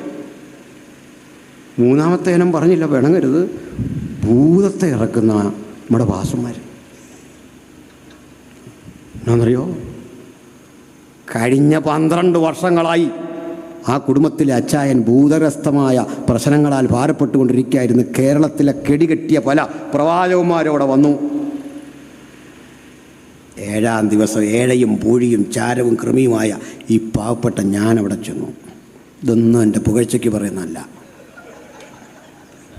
അന്യായതല്ല. കാലത്തും മധ്യാഹ്നത്തും ഉച്ചയ്ക്കും സന്ധ്യയ്ക്ക് ഏത് നേരത്തും അന്യായതല്ല, പ്രാർത്ഥന ഇല്ലെന്നു. ഞാനത് ചെയ്തു, ഞാനിത് ചെയ്തു, അപ്പുറത്തെ ചെയ്തു. ഒരു സൈന്യം വരുമ്പോഴേക്ക് പറയാം, എന്നെ പിടിക്കരുത് കേട്ടോ, എന്നെ പിടിക്കരുത്, ഇനി മാറി. ഈ ടൗണിൽ പോയി തല്ലുകൊള്ളുന്ന ഗുണ്ടയുടെ പ്രത്യേകത കേൾക്കണോ? അടിയെല്ലാം കൊണ്ടുവച്ച് പറയും, ഞാൻ കൊടുത്തേനെ, എൻ്റെ ഈ നടു അങ്ങ് വെട്ടിപ്പോയി. എൻ്റെ ഈ ഒരു ഞരമ്പ് ഇങ്ങനെ അങ്ങോട്ട് പിണഞ്ഞിട്ടേ ഒരു മസിൽ കയറി വന്നില്ലേ, അതവൻ്റെ ഭാഗ്യം. പുള്ളിക്കാരൻ പറയാം, അച്ഛാ അതൊരു ഭാഗ്യമാ, നിങ്ങളിനി വന്നല്ലോ. എൻ്റെ പഴയ സ്വഭാവത്തിനാണ് ഞാൻ കാണിച്ചത്, എനിക്കറിയാം. നമ്മളിത്രയും പറഞ്ഞാൽ മതി. ഈ എണ്ണം ടൈപ്പുകളുണ്ട്. പക്ഷെ കാലത്തും മധ്യാഹ്നത്തും ഉച്ചയ്ക്കും സന്ധ്യയ്ക്ക് ഏത് നേരത്തും കരയുന്നവൻ പറയാ, ഒരു സൈന്യത്തെ ഇങ്ങോട്ട് ഇറക്കി വിടെ, പാളയം ഇറങ്ങട്ടെ. അടരാടി പൊരുതി ജയിച്ച യഹൂദാഗോത്രത്തിലെ ശക്തനായ ദാവീദ് അന്ന് പ്രാർത്ഥിച്ചിട്ട ശക്തി നമ്മുടെ മധ്യത്തിലും ഇന്ന് രാത്രി വ്യാപരിക്കുന്നെങ്കിൽ, നമ്മിൽ ഇന്ന് വ്യാപരിക്കുന്ന ദൈവകൃപ യഹൂദാഗോത്രത്തിലെ സിംഹമായവൻ ഗത്സമനയിൽ പ്രാർത്ഥിച്ചെടുത്ത ശക്തി കൊണ്ട് പറയുക, പിതാവേ, നാഴിക വന്നിരിക്കുന്നു, മരണത്തിന് മരണം വിധിക്കാൻ, മരണത്തിന് നീക്കുപോക്ക് വരുത്താൻ, സകല ജനത്തിനും ഉണ്ടാകേണ്ട ദൈവകൃപയുടെ രക്ഷ ഉദിപ്പിക്കാൻ നിന്റെ സമയമെടുത്തു. അത് ഞാൻ തിരിച്ചറിയുന്നു. അതിന് സജ്ജനാകുന്ന ഒരുങ്ങുന്ന സന്ദർഭമാ നമ്മൾ ഈ ഗത്സമനയിൽ കണ്ടത്. കർത്താവ് ഇങ്ങോട്ട് വന്നിട്ട് ചോദിക്കുക, ആരെ തെരയുന്നെന്ന്? അത് ഞാനാണെന്ന്. കൈ അങ്ങോട്ട് നീട്ടു പറയുക, ബന്ധിക്ക്. എന്തൊരന്തസ്, എന്തൊരാഭിജാത്യം! ഇതാണ് നാം പ്രസംഗിക്കുന്ന ക്രിസ്തു, നമ്മൾ ആരാധിക്കുന്ന ദൈവപുത്രൻ. അവൻ ഒളിച്ചോടിപ്പോയില്ല, എങ്ങും നിരാകരിക്കപ്പെട്ടില്ല. സൈന്യം വാളയുമിറങ്ങ മാത്രമല്ല, കഴിഞ്ഞ 2000 ആണ്ടുകൾ ഏറ്റവും അധികം സമൂഹത്തിൽ വേദനിക്കപ്പെടുന്നത് ക്രിസ്തുവിന്റെ ശരീരമാകുന്ന ഈ സഭയാണ്. പക്ഷേ ഇത്രയേറെ പീഡ സഹിച്ചിട്ടും, ഇത്രയേറെ ത്യാഗം സഹിച്ചിട്ടും, സൈന്യത്താലല്ല, ശക്തിയാലല്ല, അവിടുത്തെ ആത്മാവിനാൽ അതിജീവിക്കാൻ വരം ലഭിച്ച ദൈവമക്കളെ ഓർത്തുകൊണ്ട് ഞാൻ ദൈവത്തെ സ്തുതിക്കുന്നു. കാലം ഇനിയും കരുതി വെച്ചിട്ടുണ്ട്. മൂർച്ചയേറിയ ആക്രമണത്തിന്റെ ഇത്തരം ആയുധങ്ങൾ ഒന്നിന്റെയും മുമ്പിലും തലകുനിക്കാതെ നിവരെ നിൽക്കുന്ന യഹൂദാ ഗോത്രത്തിലെ സിംഹമായവന്റെ പടപ്പുറപ്പാട് ഇതാ ആരംഭിച്ചു കഴിഞ്ഞു. തകർക്കാൻ കഴിയുന്നവർ അഭിമുഖീകരിക്കട്ടെ, എതിരിടാൻ കഴിയുന്നവർ അഭിമുഖീകരിക്കട്ടെ. ഒരു ശക്തിക്കും വെല്ലുവിളിച്ച് തോൽപ്പിക്കാനാവാത്ത അജയനായ ദൈവപുത്രന്റെ മുമ്പിൽ ഒരിക്കൽ കൂടി നമസ്കാരം, ഒരിക്കൽ കൂടി അവൻ അഭിവാദനങ്ങൾ അർപ്പിച്ചുകൊണ്ട് പറയാ, ഞങ്ങളിതാ നിന്റെ പിന്നിൽ, ഞങ്ങളിതാ നിന്റെ പിന്നിൽ, ജയവീരനായി ജയാളിയായി നീയാണ് ഞങ്ങളെ നയിക്കുന്നത്. അവന്റെ പിന്നിൽ അണിനിരക്കുന്നതിൽ അഭിമാനമുള്ള ദൈവമക്കൾക്കായി ദൈവത്തിന് സ്തോത്രം. അവൻ്റെ നമുക്ക് ആയുധം വേണ്ടാത്ത, അവൻ്റെ മാനുഷികമായി ഒരു ശത്രുവില്ലാത്ത, അവൻ്റെ ഒരു അസഭ്യവാക്കും എവിടെയും നിന്ന് പറയാത്ത പ്രിയപ്പെട്ടവരെ, ഞാൻ പറഞ്ഞു 1500 പേര് ജയിലിൽ കിടപ്പുണ്ട്. ഇന്നലെ പറഞ്ഞ വേണ്ട, നമുക്ക് 1500 വിടാം, 150 ചുരുക്കിയേക്കാം. വേണ്ട, 15 പേരെ ചുരുക്കാം. 15 പേരിന്ന് ജയിലിൽ ഏതെങ്കിലും ഞങ്ങളുടെ സഹോദര മതസ്ഥരായ ഇതര സമൂഹത്തിൽപ്പെട്ടവരുടെ പുരോഹിതന്മാരെയോ പ്രിയപ്പെട്ടവരെ ഇട്ടാൽ ഈ നാട് കത്തൂലേ? ഈ തെരുവ് സ്തംഭിക്കൂലേ? എത്ര സ്ഥാപനങ്ങൾ തീയിടപ്പെടും, എത്ര സ്ഥാപനങ്ങൾക്ക് ബോംബെറിയും. ഈ തെരുവിലൂടെ പോകാൻ പറ്റുമോ? പക്ഷെ ഞങ്ങൾക്ക് എന്തുകൊണ്ടാണ് ഇത്തരമൊരു സ്പിരിറ്റ് വരാത്തേ? എൻ്റെ കാരണം ആ ജയിലറയ്ക്കൊരു പ്രത്യേകത ഉണ്ട്. നിന്ന് തിരിയാനിടയില്ലാത്ത അഗാധമായ കുഴിയാ പൗലോസിനെ പോലൊരു കിടന്ന്. മരണം വിധി എഴുതിയിട്ടും അത്തരം ജയിലറകളിൽ കിടന്ന് പ്രാപിച്ചെഴുതിയ പുസ്തകം കൊണ്ടാണ് ഞങ്ങളീ നിൽക്കുന്നത്. ആ ജയിലിൽ കിടന്നുകൊണ്ട് സുവിശേഷകരായി ഞങ്ങളെങ്ങനെ സുവിശേഷം പ്രസംഗിക്കണമെന്ന് പറയാൻ ദൈവം തൻ്റെ വൃത്തിനെ അയച്ച സ്ഥലം ആ കുഴിയ. ആ കുഴിക്കകത്ത് കിടന്ന് തൂലി കയ്യിലെടുത്തെഴുതാൻ ശേഷിയും സാഹചര്യം ഇല്ലാത്തതുകൊണ്ട് പകർത്തി എഴുതാൻ വന്ന ദൈവവൃത്യന്മാർ ഈ കുഴിക്ക് മുകളിൽ നിൽക്കുക. അതിങ്ങനെ പ്ലാൻ ചെയ്തെടുത്തിരിക്കുന്ന ജയിലുകളാണ്. ഗുഹ പ്ലാൻ ചെയ്തിരിക്കുക. ഗുഹ അകത്തോട്ടുണ്ട്, കുഴിക്കും. ഗുഹയുടെ കുറേ ഇങ്ങോട്ട് മാറിയിട്ട് അഴിയിട്ടിരിക്കുക. ഇവിടെ വരും, കേട്ടെഴുതും. ക്ഷമിക്കണം, എല്ലാ ദിവാസന്മാർക്കും എല്ലാവർക്കും വേണ്ടി ഒരു കാര്യം, പാട്ടുകാർക്കും ഉപദേശിമാർക്കും പ്രസംഗർക്കും എല്ലാവർക്കും ഒരു കാര്യം. ഞാനൊരു സ്ഥലത്ത് അടുത്ത കാലത്ത് പ്രസംഗിക്കാൻ ചെന്നു. പിരിയാൻ നേരം ആ ദിവാസൻ കുറേ പൈസ വന്നിട്ട് പറഞ്ഞു, തീരെ ഇല്ല, ഡീസൽ അടിച്ചോണം. ഇതൊക്കെ കേട്ടിട്ട് ഞാൻ പറഞ്ഞു, ആട്ടെ, യേശുവും അപ്പോസ്തലന്മാരും ഒക്കെ പ്രസംഗിച്ച് കഴിയുമ്പോൾ അവർക്ക് എത്ര ആയിരുന്നു കോൾ ഷീറ്റ്, എത്ര കിട്ടുക അറിയോ? ആരും വഴക്കുണ്ടാക്കോ? അവരോടിങ്ങനെ പറയേണ്ടി വരുമോ? ആരും കൊടുക്കാനാ? ഏറ്റവും അധികം ആദരിക്കേണ്ട ഒരാളുണ്ടായിരുന്നു. പൗലോസൊന്നും അല്ല. ഈ പൗലോസ് കിടക്കുന്ന ജയിലിൽ ആരെങ്കിലും കാണാൻ ചെന്നാൽ ഉടനെ പറയും, നോക്കി തീത്തോസ് പറഞ്ഞു അവനോട് പെട്ടെന്ന് ഇങ്ങോട്ട് വരാൻ പറ. ആജ്ഞ. കാരണം ഇതാ നമ്മുടെ ഹെഡ് ക്വാർട്ടർ അന്ന്, ഈ ജയിലാകും ഹെഡ് ക്വാർട്ടർ അന്ന് നമ്മുടെ. ഇങ്ങോട്ട് വാ. സ്വസ്തനസിനെ കണ്ടിട്ട് കുറച്ച് നാളായല്ലോ, തെർത്തോസിനെ ഇങ്ങോട്ട് വരാൻ പറ. ഈ പേര് പലതും നിങ്ങൾ കേട്ടിട്ടില്ല. തെർത്തോസ് കേട്ടിട്ടുള്ളവരുണ്ട്, തിമത്യോസൊക്കെ തീത്തോസും കേട്ടിട്ടുണ്ട്. തെർത്തോസ് എന്നൊരു കക്ഷിയുണ്ട്, സ്വസ്തനസ് എന്നൊരു കക്ഷിയുണ്ട്. ഈ റോമാലേഖനം കേട്ടെഴുതുന്ന കക്ഷിയുടെ പേരാ തെർത്തോസ്. സ്വസ്തനസ്സും ഉണ്ട്. അമ്മ ഇതുപോലൊരു കാര്യം എഴുതാൻ തുകൽ ചുരുളും ഒക്കെ ആയിട്ട് അങ്ങോട്ട് ചെല്ലുമ്പോൾ പട്ടാളം ചോദിക്കും, എവിടെ പോവാ? ഒരാളെ കാണാനാ. ഇതെല്ലാം ചെക്ക് ചെയ്ത് അകത്തോട്ട് വിടുന്നത്. ആ കുഴിയിൽ കിടന്ന് പൗലോസ് പറഞ്ഞു കൊടുത്ത് എഴുതിച്ച പുസ്തക റോമാലേഖനം, എബേസ ലേഖനം, ഗലാത്യ ലേഖനം, 1-2 തിമോഥെയോസ്, തീത്തോസ്. ഇതൊക്കെ എഴുതി കഴിഞ്ഞിട്ട് പറയാം, നീ ഇവിടുന്ന് പോയിട്ട് അവിടെ കൊണ്ട് കൊടുക്കണം, ലവോദിക്കയെന്ന് മേടിച്ച് ഇപ്പുറത്ത് കൊടുക്കണം. അപ്പം നമ്മൾ പറയാം, അച്ഛാ കഴിഞ്ഞ മാസം പോയിൻ്റെ ആ ബാക്കി കിട്ടാൻ കിടക്കുക. അച്ഛൻ എന്താ ഇപ്പം? അച്ഛൻ അവിടെ കിടന്ന് പറഞ്ഞാൽ മതി, അനുഭവിക്കുന്ന എനിക്കേ അറിയത്തുള്ളൂ. പറഞ്ഞോ? ഇങ്ങനെ പ്രാപിച്ച പുസ്തകത്തിൻ്റെ ധൈര്യമാ സുവിശേഷകരുടെ വിശ്വാസത്താലുള്ള ജീവിതം. ഇതിന് തയ്യാറെടുക്കുന്ന ദൈവമക്കൾ ഒന്ന് സന്നദ്ധനായാൽ സാത്താന്യ ശക്തികൾ നമുക്കിടയിൽ നിന്ന് വിട്ടുപോകുന്നേ. ഇനിയുള്ള കാലം ഇങ്ങനെ പ്രവർത്തിക്കാൻ സന്നദ്ധരായ ചിലരെ ആ കർത്താവ് തിരയുന്നത്. യേശുവിന് വേണ്ടി ഇങ്ങനെ നിൽക്കാൻ കെൽപ്പുള്ള, ആ സമർപ്പണമുള്ള ചില പ്രിയപ്പെട്ടവർ എഴുന്നേൽക്കട്ടെ. അങ്ങനെ ഒന്ന് പാടി നോക്കേ, അങ്ങനെ പ്രസംഗിച്ചു നോക്കി എൻ്റെ ഗുണം പറയാം. വിദ്യാഭ്യാസം ഇല്ലാത്ത മൂടി പ്രസംഗിക്കും. വിദ്യാഭ്യാസമില്ല, അവൻ്റെ മൂടിയുടെ പ്രസംഗത്തിൽ ഗ്രാമറൊന്നുമില്ല, വലിയ കളിയാക്കലായിരുന്നു. മോഡി അതൊന്നും നോക്കില്ല, പ്രസംഗിക്കും. കൂടെ ഒരു പാട്ടുകാരനുണ്ടായിരുന്നു, സാങ്കി. രസം കേൾക്കണം. സാങ്കി പാടിക്കൊണ്ടിരുന്നാൽ ആളുകൾ പറയും, ഇന്ന് മൂടി പ്രസംഗിക്കല്ലേ, സാങ്കിയുടെ പാട്ടങ്ങ് തുടരട്ടെ. അത്ര ഹൃദയഹാരിയാണ്, അത്ര ഹൃദയത്തെ അങ്ങോട്ട് വല്ലാതെ ചലഞ്ച് ചെയ്യുന്ന പാട്ടാണ്. മോഡി പ്രസംഗിച്ചു തുടങ്ങിയാൽ പറയും, ദയവായിട്ടിനി സാങ്കി പാടരുത്, മോഡി അങ്ങ് പ്രസംഗിക്കട്ടെ, നിർത്തരുത്. അവർക്കിടയിൽ ഈഗോ ക്ലാഷ് ഇല്ല, അവർക്കിടയിൽ സമ്പത്തിനെ ചൊല്ലിയുള്ള പ്രശ്നമില്ല. മരണം വരെ ക്രിസ്തുവിന് വേണ്ടി ധീരധീരം നിന്ന അത്തരം ചില അനുഭവ സമ്പത്തുകൾ ചരിത്രത്തിൻ്റെ രേഖയിൽ കിടപ്പുണ്ടെങ്കിൽ ദൈവാത്മാവിൻ്റെ, പരിശുദ്ധാത്മാവിൻ്റെ നേരായ പാതയിലൂടെ ചില പുതിയ അനുഭവങ്ങളെ പ്രാപിക്കാൻ ദൈവം കാത്തിരിക്കുന്ന, ദൈവം കണ്ടുവച്ചിരിക്കുന്ന ആ വ്യക്തിത്വം നിങ്ങളാണ്, നിങ്ങളിലൂടെയാണ്, എന്നിലൂടെയാണ് ആ ഉണർവിൻ്റെ താപജാലകൾ ഇനി ഇന്ത്യയിൽ വ്യാപരിക്കാൻ പോകുന്നത്. അതിനുവേണ്ടി എത്ര ചെറുപ്പക്കാർ ഇന്ന് തങ്ങളുടെ ജീവിതം യേശുവിനായി സമർപ്പിക്കും? സന്നദ്ധരായിക്ക് സ്തോത്രം. അപ്പോഴേ ഭഗവാനരെ, ഇവിടെ ഒരു കാഴ്ച കണ്ടു. ഇങ്ങനെ പ്രാപിച്ച നമുക്ക് ഈ ജയിൽ കണ്ടാലൊന്നും ഭയം വരരുത്. ജയിലിൽ കിടക്കുന്ന ആളുകൾ എന്തോ തോൽവി പിണഞ്ഞവരും, ഇവിടെ സ്വതന്ത്രരായ നമ്മൾ എന്തൊക്കെയോ നേടിയവരും വേണ്ട. എസ്തേറിൻ്റെ പുസ്തകത്തിൽ കിടപ്പുണ്ട് നമുക്കുള്ള വാക്യം, നീ ഈ സമയത്ത് മിണ്ടാതിരിക്കരുത്. ഞാൻ അതിൻ്റെ മൊത്തം പറയുന്നില്ല, നിങ്ങൾക്കറിയാം. ഈ സമയത്ത് മിണ്ടാതിരുന്നാൽ നമ്മളെ കാത്തിരിക്കുന്ന ചില ദുരന്തങ്ങൾ അവിടെയുണ്ട്. നമുക്കിന്ന് രാത്രി വിശ്വാസത്താൽ ഇന്ത്യ മഹാരാജ്യത്തിൻ്റെ വിവിധയിടങ്ങളിൽ, ലോകത്തിൻ്റെ പലയിടങ്ങളിൽ ക്രിസ്തുവിൻ്റെ സുവിശേഷത്തിന് വേണ്ടി നിഷ്കളങ്കമായി നിലകൊണ്ട ആയിരക്കണക്കിനായി ദൈവജനത്തോട് പറയാം, you are not alone, we with you always in our prayer. നിങ്ങൾ, ഞങ്ങളെപ്പോഴും നിങ്ങളുടെ കൂടെയുണ്ട്. നിങ്ങളെ ഓർത്ത് ഞങ്ങൾ എന്നും പ്രാർത്ഥിക്കാൻ ചിലർ സന്നദ്ധരായാട്ടെ.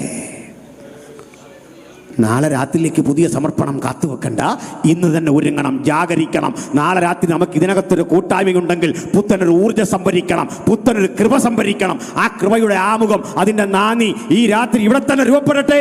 എനിക്ക് ക്രിസ്തുവിനായി ശോഭിക്കണം. എൻ്റെ ജീവിതത്തിൻ്റെ പൂർവ്വകാലങ്ങളിൽ നിന്ന് വിഭിന്നമായി എൻ്റെ വാക്കുകളിൽ തീപിടിക്കണം, എൻ്റെ പ്രസംഗത്തിന് മൂർച്ച വരണം, എൻ്റെ പാട്ടുകളിൽ ജനത്തിന് ആകാംക്ഷ വർദ്ധിക്കണം, എൻ്റെ ചിന്തകൾ കാക്കം വരണം. നാളിതുവരെ കാണാത്ത ഒരു അനുഭവത്തിൻ്റെ വഴിത്താരയിലൂടെ ദൈവത്തിൻ്റെ പരിശുദ്ധാത്മാവെന്നെ നയിക്കണം. ആരുണ്ടെന്ന് കാത്തിരിക്കാൻ കർത്താവ് അവരെ തൊടുന്നു.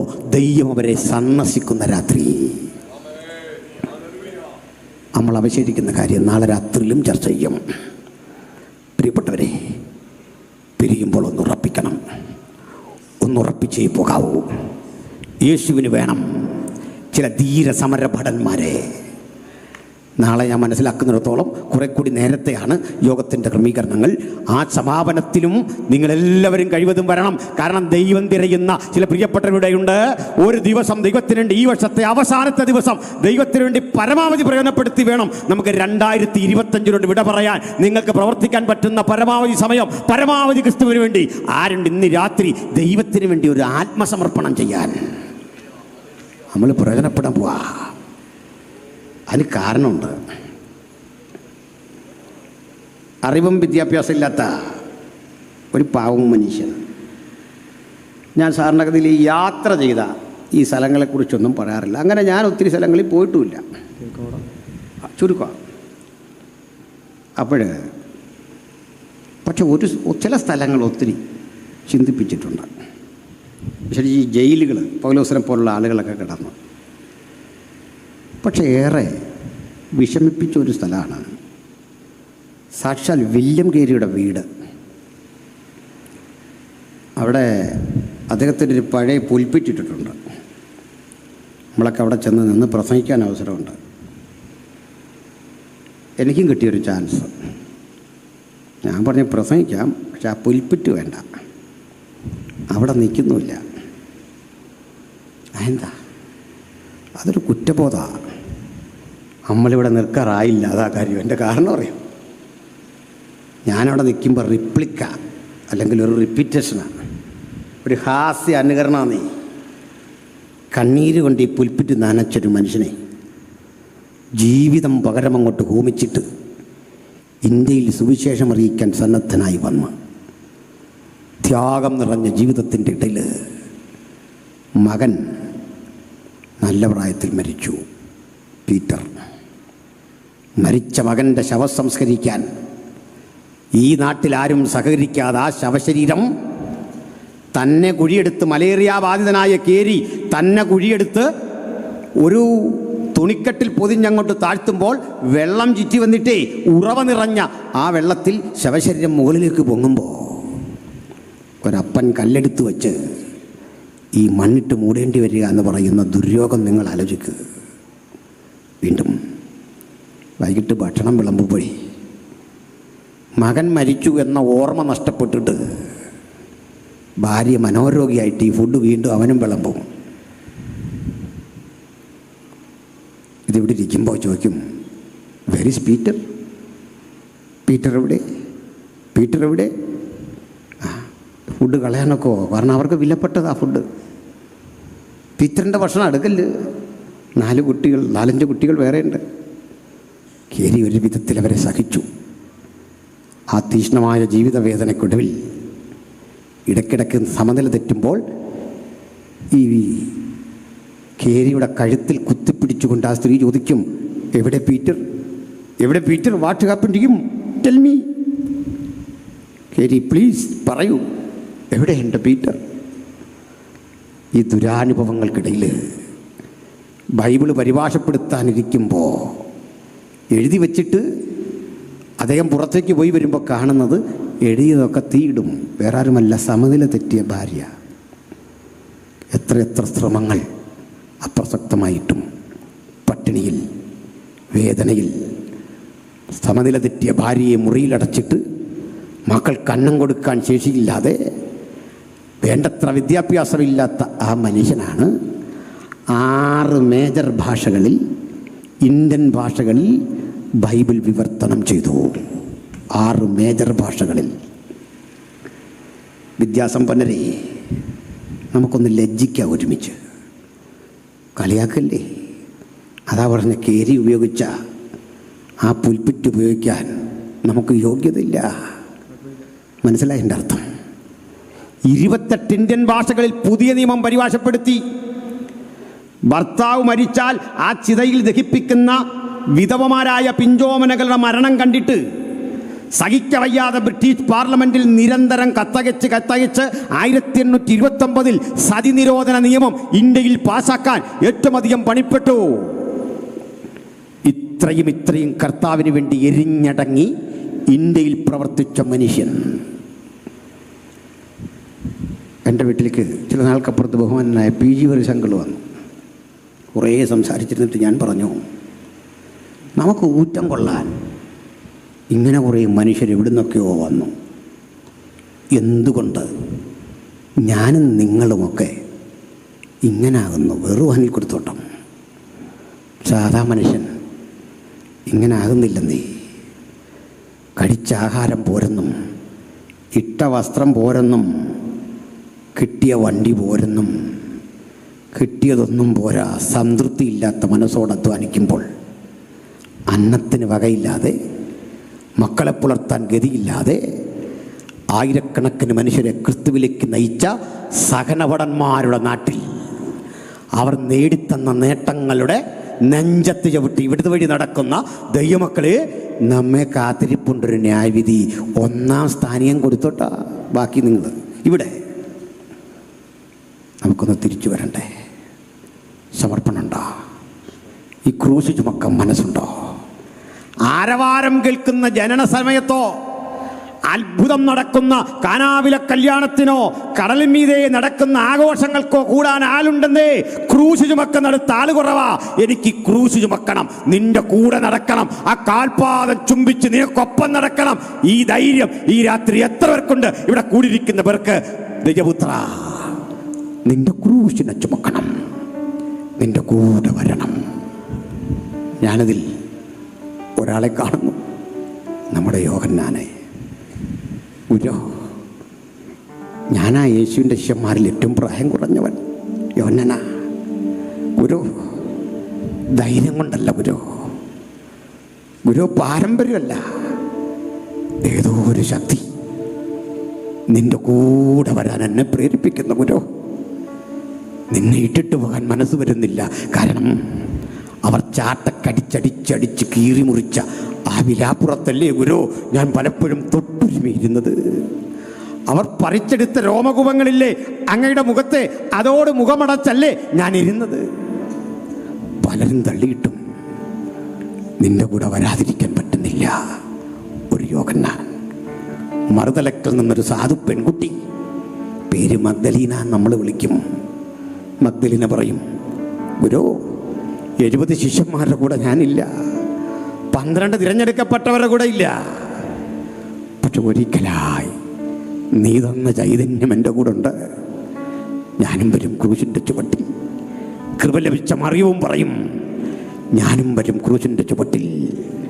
2000 ആണ്ടുകൾക്ക് തിരിഞ്ഞിരുന്നുകൊണ്ട് നമുക്കും പറയാം, പ്രഭോ ഞങ്ങളും വരാം ക്രൂശിന്റെ ചുവട്ടിൽ. അപ്പം വീതിക്കുമ്പോൾ കഴിക്കാൻ ചെല്ലുന്ന 5000-കൾക്കൊപ്പം നിൽക്കുന്നതിനേക്കാൾ എനിക്കിഷ്ടം ഈ ക്രൂശിന്റെ ചുവട്ടിൽ നിനക്കൊപ്പം നിൽക്കുന്നതാ. ഒരേ സ്വരത്തിൽ പറയാ, നിനക്കെന്റെ ഐക്യദാർഢ്യം. നീ ഒറ്റയ്ക്ക് പിടഞ്ഞു മരിക്കുമ്പോൾ അങ്ങയുടെ ക്രൂശിന്റെ ചുവട്ടിൽ ഇതാ ഞങ്ങൾ കാത്തിരിക്കുന്നു. നിനക്കൊപ്പം നാളെ മരണം വരിക്കേണ്ടി വന്നാലും അചഞ്ചലരായി ഈ ക്രൂശിനെ ചുമക്കാൻ ഞാനിതാ എന്നെ സമർപ്പിക്കുന്നു. ഒരു പുനഃസമർപ്പണം ഈ ക്രൂശോട് ചേർത്ത്. ആർക്ക് മനസ്സുണ്ട് യേശുവിനൊപ്പം നിൽക്കാൻ? ഈ യോഗസ്ഥലത്തിന് പുറത്തൊരാളെങ്കിലും ഈ സുവിശേഷം കേൾക്കുന്നെങ്കിൽ നിങ്ങളോടുമാ പറയുന്നത്, യേശുവിനൊപ്പം നിൽക്കാൻ മനസ്സുണ്ടോ? അത് അനധിവിദൂര അനുഭവത്തിൽ നിനക്കൊരു വിടുതല, ഇതുവരെ കിട്ടാത്ത ആനന്ദമാ. നിന്റെ കുടുംബം ഇതുവരെ ആസ്വദിക്കാത്ത ഒരു ആത്മധൈര്യത്തിന്റെ പുത്തൻ തലമാ, ആത്മരക്ഷയുടെ പുത്തൻ ഇടമാ. അതുപോലെ അകത്തിരിക്കുന്നവരോട് ചോദിക്കാം, അനവധി നാളുകളായില്ലേ 2025 നമ്മെ വിട്ട് പിരിയും മുമ്പ് എനിക്ക് ക്രൂശോട് ചേർന്ന് നിൽക്കണം, ക്രൂശിനെ ഉയർത്തണം, ക്രൂശിന്റെ സാക്ഷിയാകണം. ഞാൻ പ്രസംഗിക്കുന്നു, പാടുന്നു, ആരാധിക്കുന്നു, സംതൃപ്തി പോരാ. എനിക്ക് ക്രൂശ് ചുമന്ന് നിനക്കൊപ്പം ഞാനിതാ. ആർക്കാഗ്രഹമുണ്ട്? അങ്ങനെ ആഗ്രഹമുള്ളവർ, സമർപ്പണമുള്ളവർ മാത്രം കരമുയർത്തിയാട്ടെ. നിങ്ങൾക്ക് വേണ്ടി പ്രാർത്ഥിക്കുന്നു. ഒരു ബ്രദർ കരമുയർത്തുന്നു, മറ്റൊരു ബ്രദർ കരമുയർത്തുന്നു, ഒരു സിസ്റ്റർ കരമുയർത്തുന്നു, ഒരു മാതാവ് കരമുയർത്തുന്നു. എനിക്ക് നിനക്കൊപ്പം നിൽക്കണം, നിന്റെ ക്രൂശ് ചുമക്കണം. കരമുയർത്തിയ നിരവധി പേരെ കാണുന്നു. കരങ്ങളെ താഴ്ത്തിയിടാ. എനിക്ക് യേശുവിനെ അനുധാവനം ചെയ്യണം, നിന്റെ കൂടെ വരണം. കുഞ്ഞാട് പോകുന്നിടത്തൊക്കെ അവർ അവനെ അനുഗമിച്ചു. കുഞ്ഞാട് പോകുന്നിടത്ത് അനുഗമിക്കാൻ ആളിനെ കിട്ടാതിരിക്കവേ എനിക്കെൻ്റെ യേശുവിനൊപ്പം ഞാനൊരു വാക്കിൽ പ്രാർത്ഥിച്ചിട്ട് സഹോദരങ്ങൾക്ക് അവസരം കൊടുത്തോളാം. തമ്പുരാനെ, ഞങ്ങൾ അങ്ങയുടെ പാദമരുന്നു, ഞങ്ങൾ തിരുസന്നിധിയിൽ വരുന്നു. ഈ സമയത്ത് സമർപ്പണം ചെയ്ത അകത്തും പുറത്തും ഇരിക്കുന്ന ഈ മക്കളെ യേശുക്രിസ്തുവിൻ നാമത്തിൽ അനുഗ്രഹിച്ച് പ്രാർത്ഥിക്കുന്നു. ഈ കുരിശിനെ ഞങ്ങൾ അങ്ങയ്ക്ക് വേണ്ടി ചുമക്കുന്നു. On behalf of cross we are willing to die, we are willing to suffer anything. ഈ ക്രൂശിന് വേണ്ടി സഹിക്കുവാൻ ഞങ്ങൾ ഏൽപ്പിച്ചു തരുന്നു പിതാവേ. ഞങ്ങൾക്കതിന് ധൈര്യവും ബലവും തരണം. ഈ ക്രൂശിനൊപ്പം ചേർന്ന് നിൽക്കാൻ ആരെങ്കിലും ഇതിന് പുറത്ത് തീരുമാനിച്ചെങ്കിൽ ദൈവപുത്രനായ യേശുവിൻ നാമത്തിൽ ഞങ്ങളവരെ അനുഗ്രഹിക്കുന്നു. പ്രാർത്ഥന കേട്ടുണ്ട്. സ്തോത്രം. യേശുവിൻ നാമത്തിൽ തന്നെ.